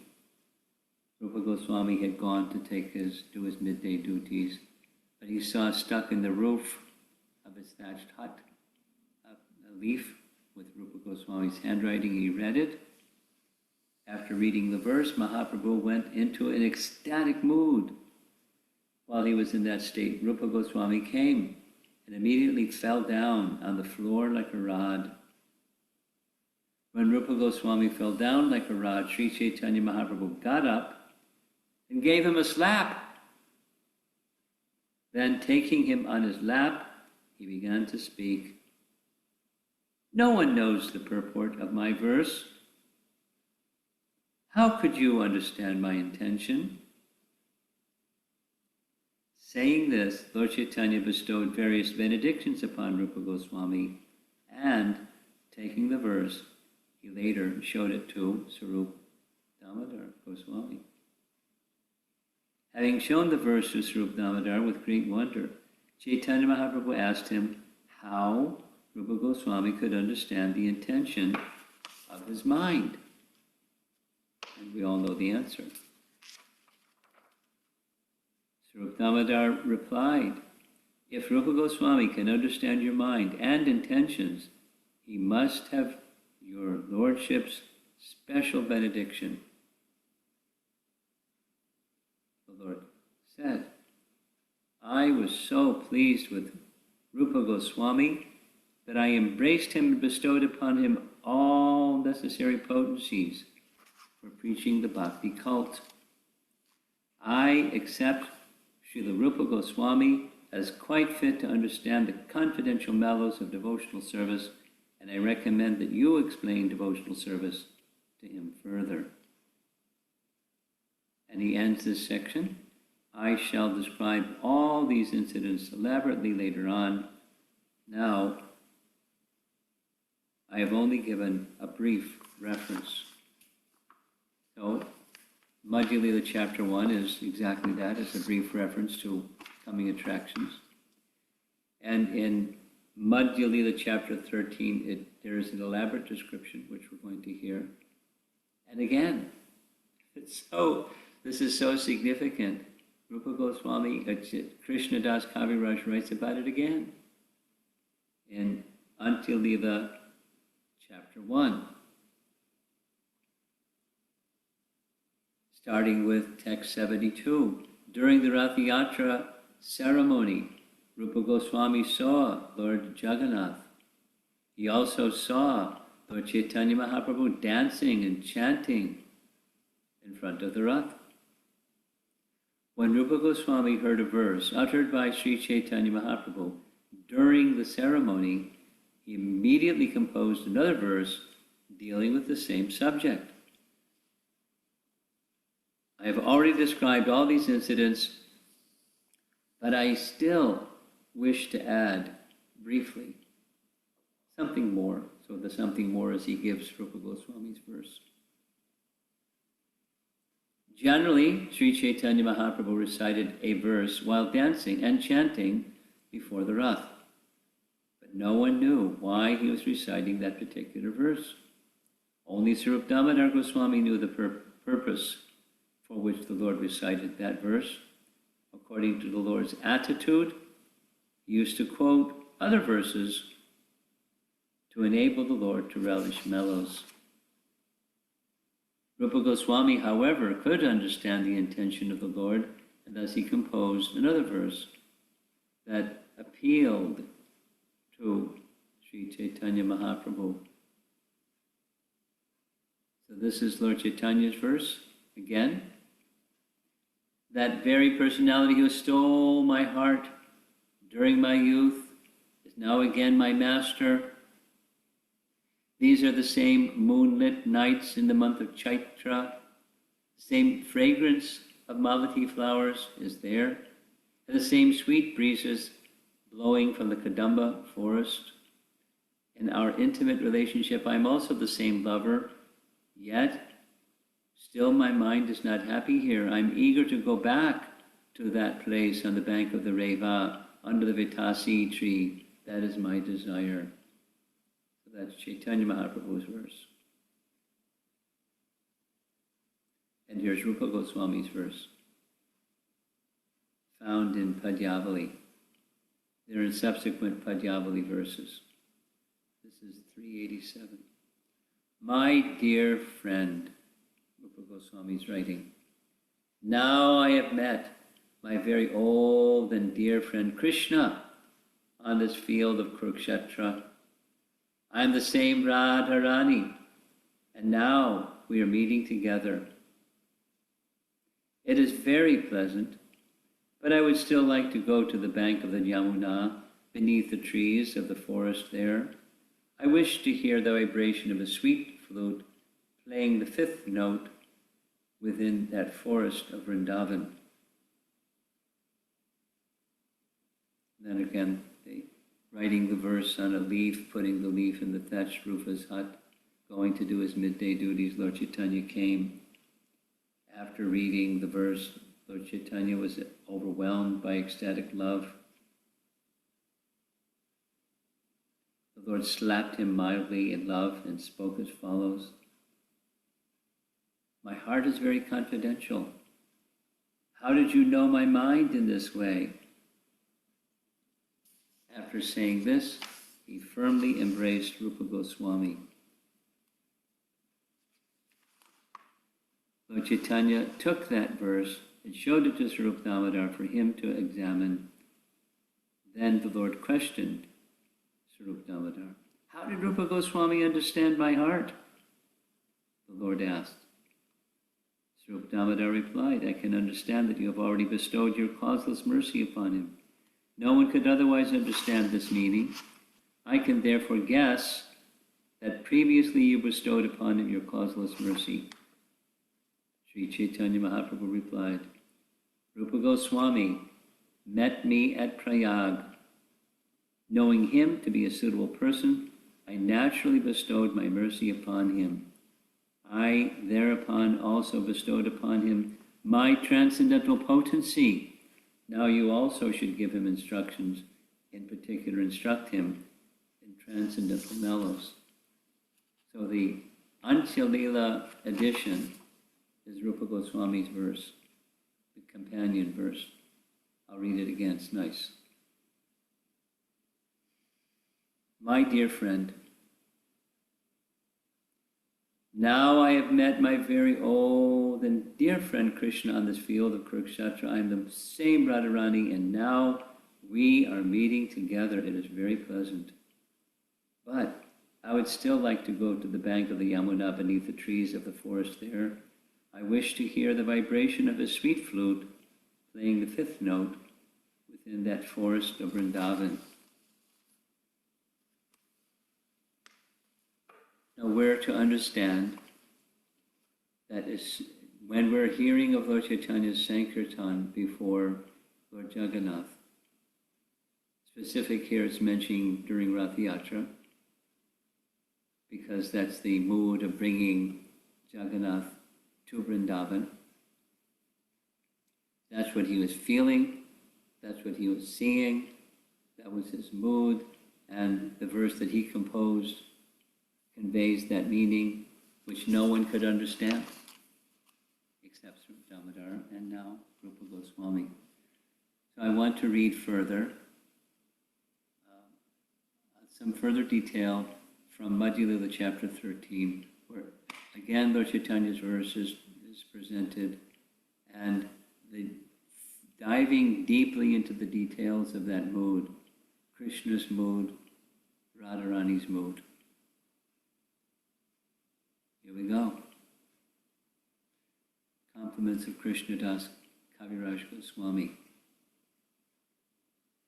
There was a sort of competition between Chaitanya Mahaprabhu and Lord Jagannath, and seeing who would lead. But Chaitanya Mahaprabhu was so strong that he made Lord Jagannath wait in his car. When Sri Chaitanya Mahaprabhu was dancing, his ecstasy changed. Raising his two arms, he began to recite the following verse in a loud voice. Same verse. That very personality who stole away my heart during my youth is now again my master. These are the same moonlit nights of the month of Chaitra. The same fragrance of the malati flowers is there, and the same sweet breezes are blowing from the Kadamba forest. And our intimate relationship, I am also the same lover, yet still my mind is not happy here. I am eager to go back to that place on the bank of the Reva, under the Vaiyasaki tree. That is my desire. This verse was recited by Sri Chaitanya Mahaprabhu again and again. But for Srup Damodar, no one could understand its meaning. I've already explained this verse. Now I shall describe it in brief, but I think it's pretty elaborate. Formerly, all the gopis of Vrindavan were very pleased when they met with Krishna in the holy place of Kurukshetra. Similarly, after seeing Lord Jagannath, Chaitanya Mahaprabhu awoke with the ecstasy of the gopis. Being absorbed in this ecstasy, he asked Srup Damodar to sing the refrain. Sri Chaitanya Mahaprabhu spoke thus to Lord Jagannath: "You are the same Krishna, and I am the same Radharani. We are meeting again in the same way that we met in the beginning of our lives. Although we are both the same, my mind is still attracted to Vrindavan Dham. I wish that you will please again appear with your lotus feet in Vrindavan. In Kurukshetra, there are crowds of people, elephants and horses, and also all the rattling of chariots. But in Vrindavan, there are flower gardens, and the humming of the bees and the chirping of the birds can be heard. Here at Kurukshetra, you are dressed like a royal prince accompanied by great warriors, but in Vrindavan, you appear just like an ordinary cowherd boy, accompanied with only your beautiful flute. Here, there is not even a drop of the ocean of transcendental happiness that I enjoyed with you in Vrindavan. I therefore request you to come to Vrindavan and enjoy pastimes with me. If you do so, my ambition will be fulfilled."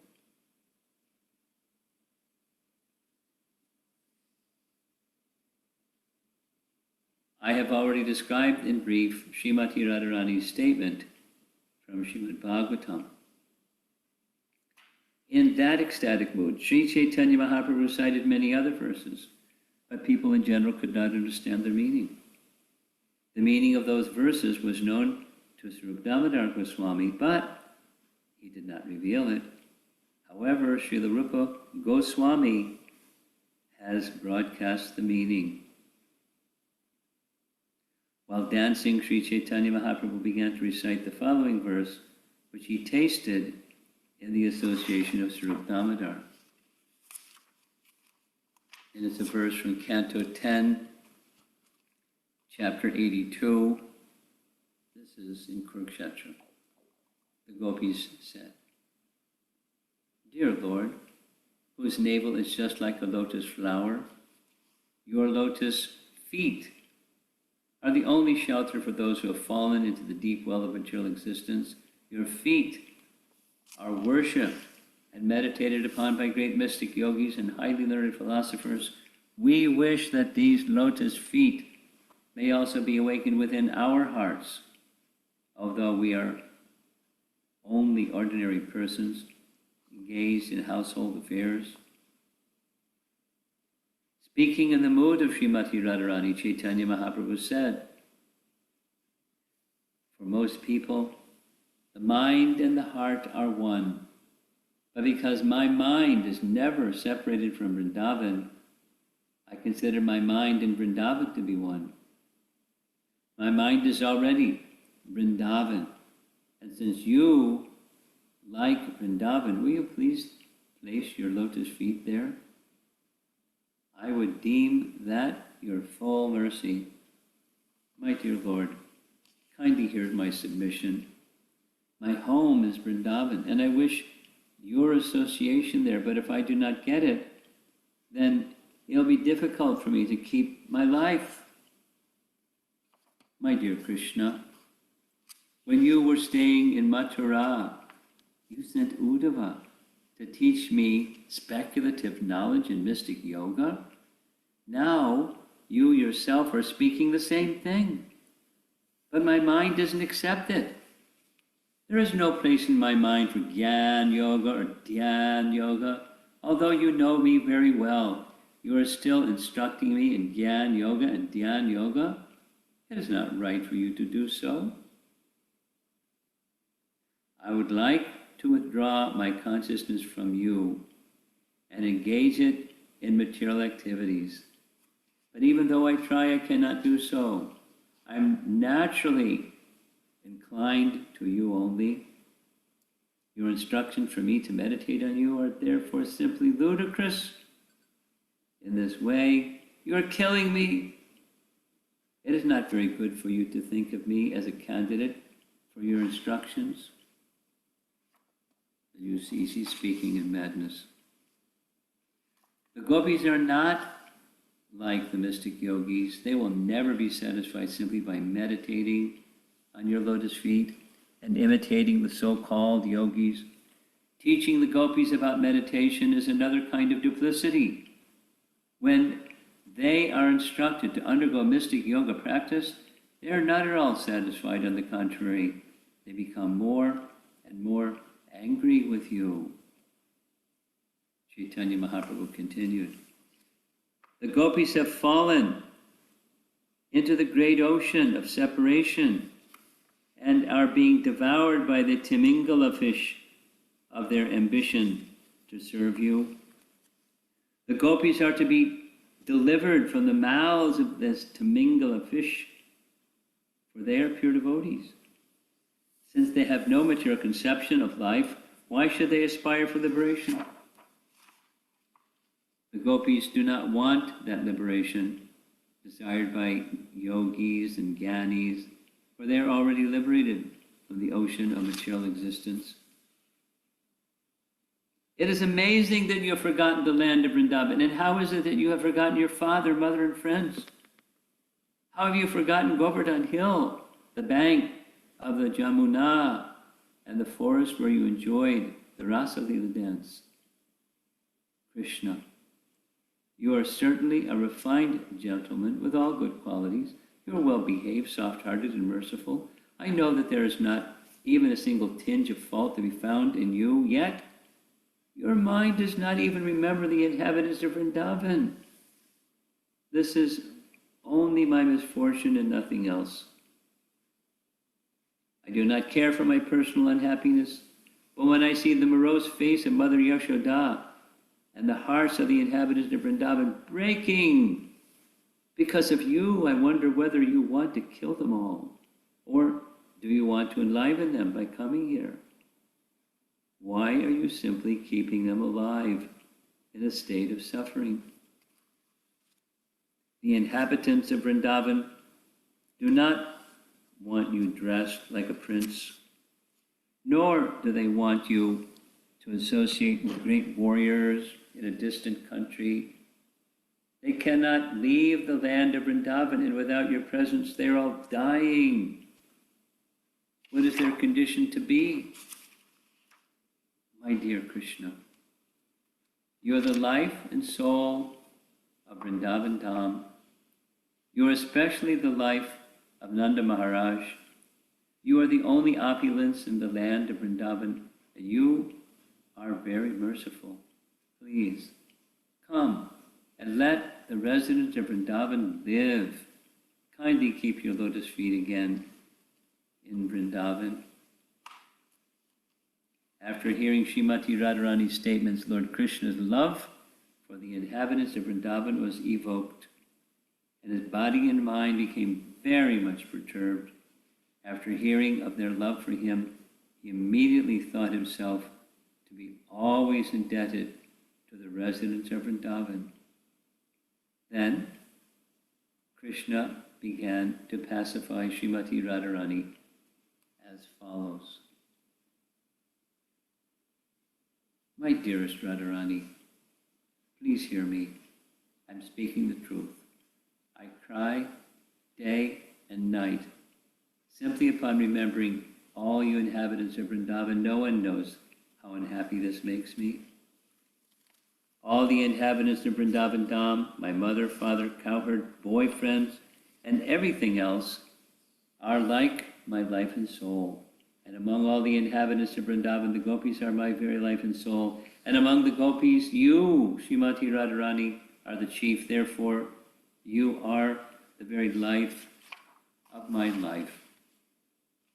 My dear Srimati Radharani, I am always subservient to the loving affairs of all of you. I am under your control only.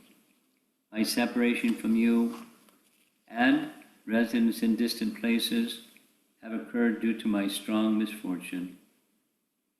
When a woman is separated from the man she loves, or a man is separated from his beloved woman, neither of them can live. It is a fact that they live only for each other. For if one dies and the other hears of it, he or she will also die. Such a loving, chaste wife and loving husband desire all welfare for each other in separation and do not care for personal happiness, desiring only each other's well-being. Such a pair certainly meet again without delay. You are my most dear. And I know that in my absence, you cannot live for a moment. Just to keep you living, I worship Narayana. By his merciful potency, I come to Vrindavan every day to enjoy pastimes with you. I then return to Dwarka Dham. Thus, you can always feel my presence there in Vrindavan.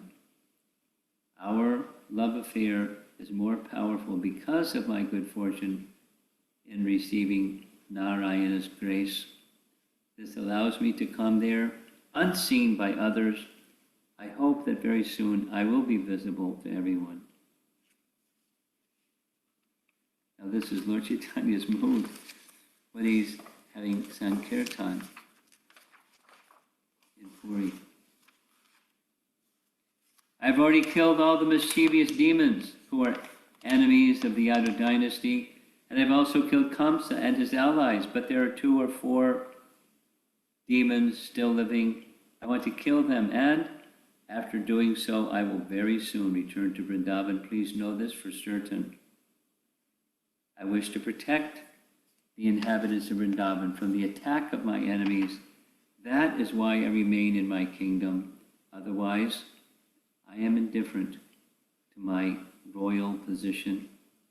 Whatever wives, sons, and wealth I maintain in the kingdom are only for the satisfaction of the Yadus. Your loving qualities always attract me to Vrindavan. Indeed, they will bring me back within 10 or 20 days. And when I return, I shall enjoy both day and night with you and all the damsels of Brajabhumi. Now, this is a very intimate and detailed description of Lord Chaitanya's chanting of the holy name before the deity of Lord Jagannath, not only at the Rath Yatra procession, but whenever he was engaged in Kirtan. While speaking to Radharani, Krishna became very anxious to return to Vrindavan. He made her listen to a verse which banished all her difficulties and which assured her that she would again attain Krishna. Lord Krishna said from Bhagavatam 10:82-44, devotional service unto me is the only way to attain me, my dear gopis. Whatever love and affection you have attained for me by good fortune is the only reason for my returning to you. Chaitanya Mahaprabhu would sit in his room with Swarup Damodar and taste the topics of these verses day and night. Sri Chaitanya Mahaprabhu danced, completely absorbed in ecstatic emotion, while looking at the face of Lord Jagannath. He danced and recited these verses.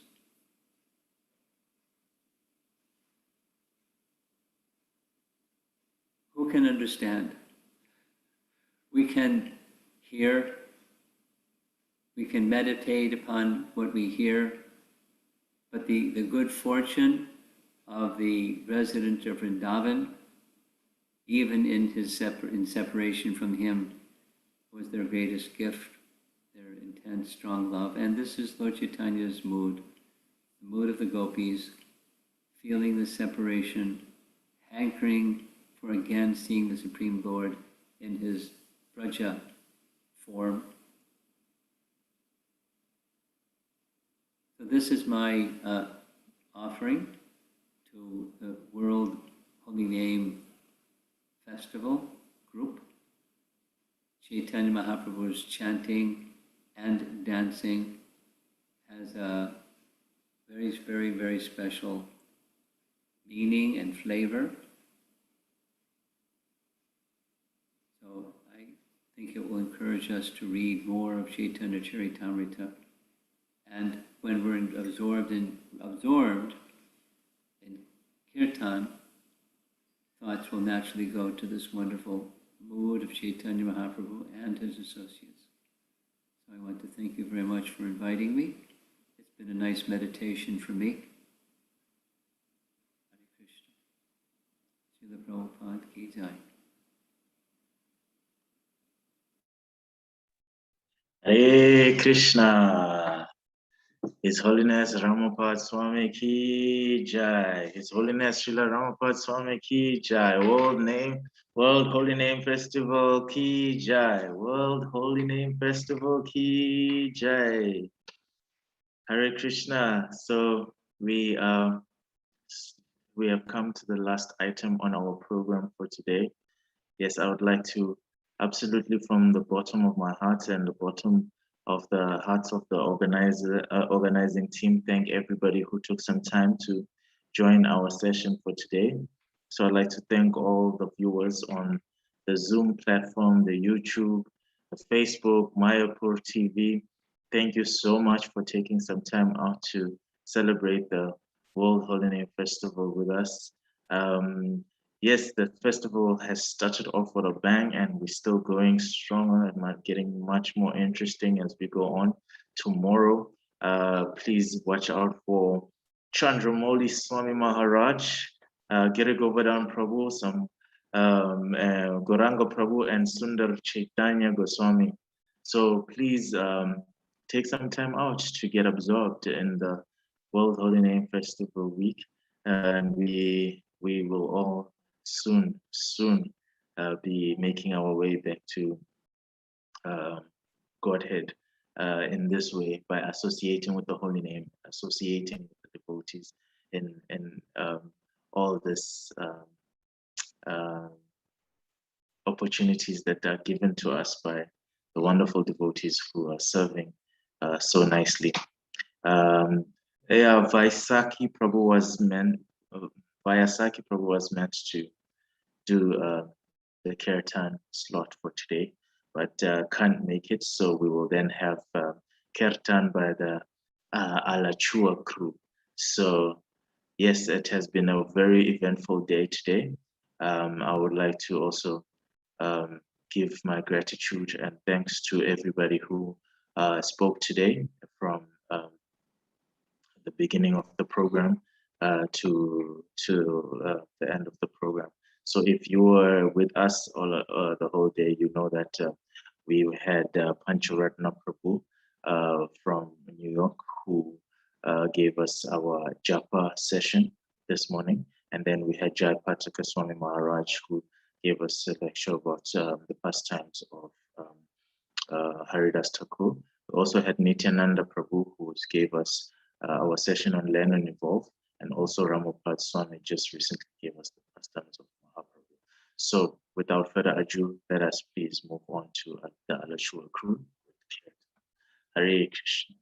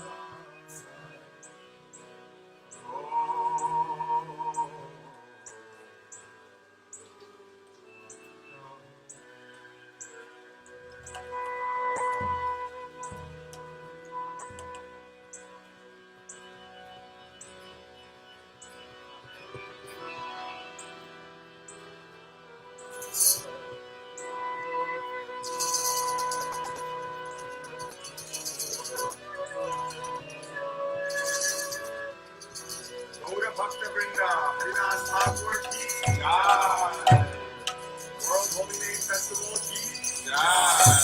Harinam Sankirtan ki Jai. Hare Krishna, Hare Krishna, Krishna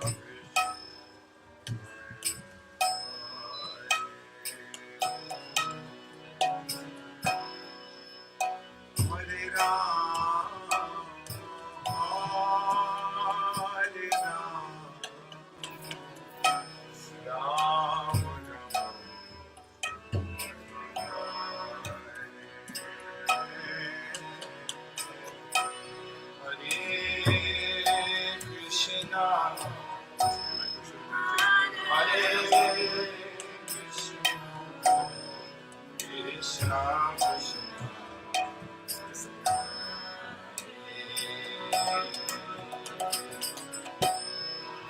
Hare Rama, Hare Rama,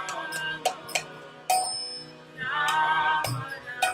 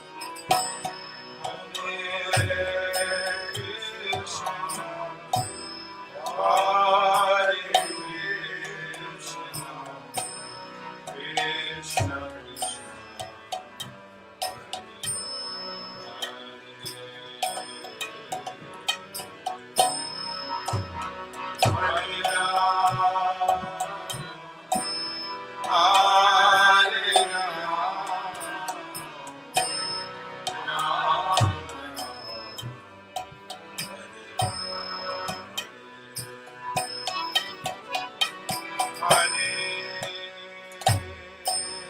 Krishna, Hare Krishna, Krishna Krishna,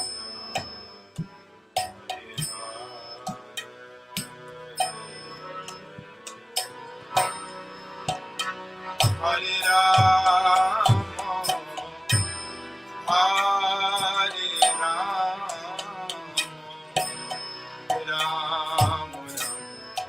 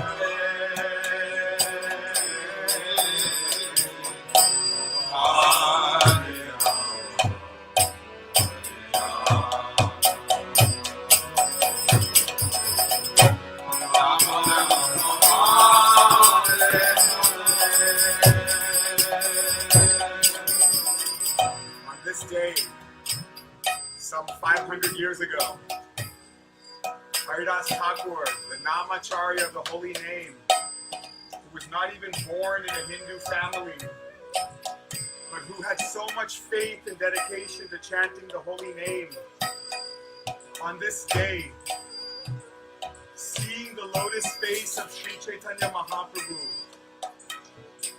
he requested Sri Chaitanya Mahaprabhu to place his lotus feet upon his heart as he breathed his last, and he chanted Shri Krishna Chaitanya, Shri Krishna Chaitanya, and passed away. And Mahaprabhu was so pleased by the service of this Namacharya Haridas Thakur that he carried his body. He carried his body and he danced in ecstasy in Kirtan with all the devotees. And with his own hands, they dug the sand and placed Haridas Thakur's body in Samadhi. So we pray that our dear Shanka, our dear Uncle Shanka here, can also, in the same way as Haridas Thakur, he's holding his beads. May he transition from this world holding those beads, clutching, chanting the holy names. Because everyone is given the opportunity to chant these holy names, regardless of whatever country, whatever religion, whatever background, whatever color of skin, whatever gender, whatever preference. Everyone is invited to chant the holy names. And Sri Chaitanya Mahaprabhu, he showed this through the example of the Namacharya Shri Haridas Thakur. So we honor that today the holy names are being chanted. A garland of holy names has circumambulated the entire universe, the entire Mother Earth. And we can be sure that this will bring more peace, more trust, more love within the world. This is our faith. This builds our faith. So we all offer this prayer. Hare Krishna. Hare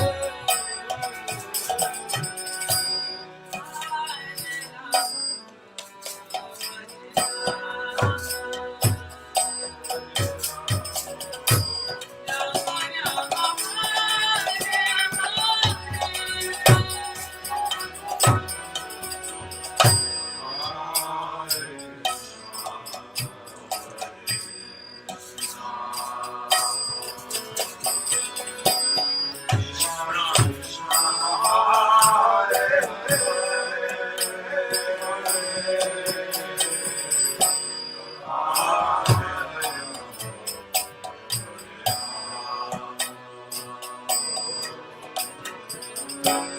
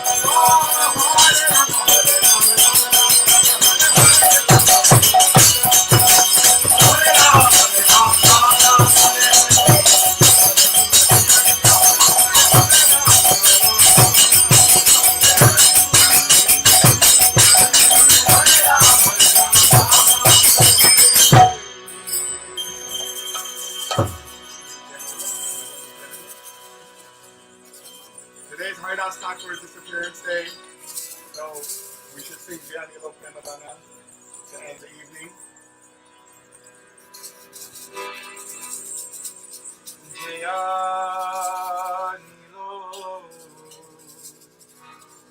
Premadana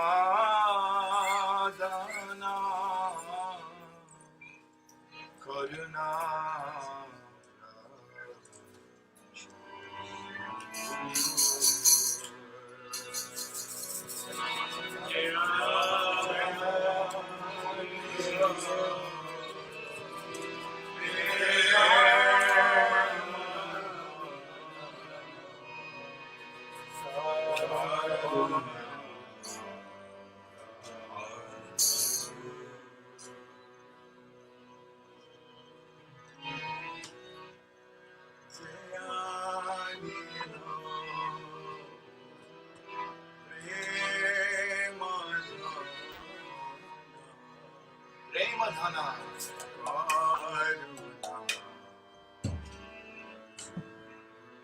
Treasure of prema, Jayanila,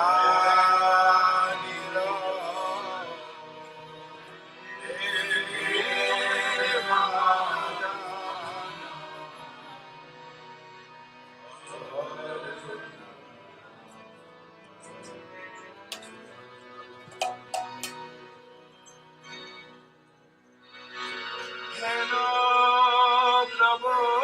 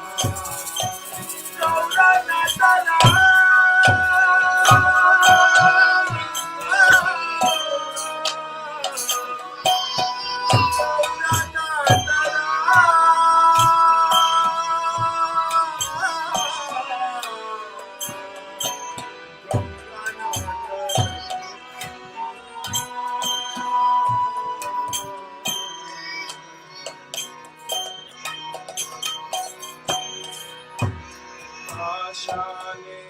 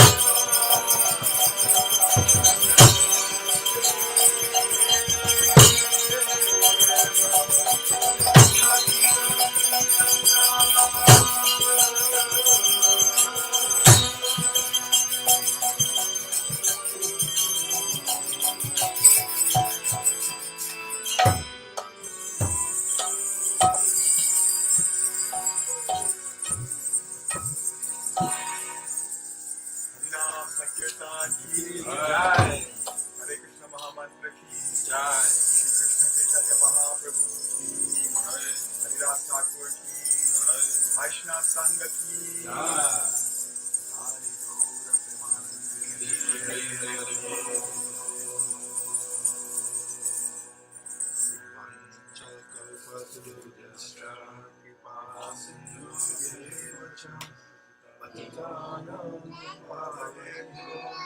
Vaishnavebhyo namo namah. Vaishnava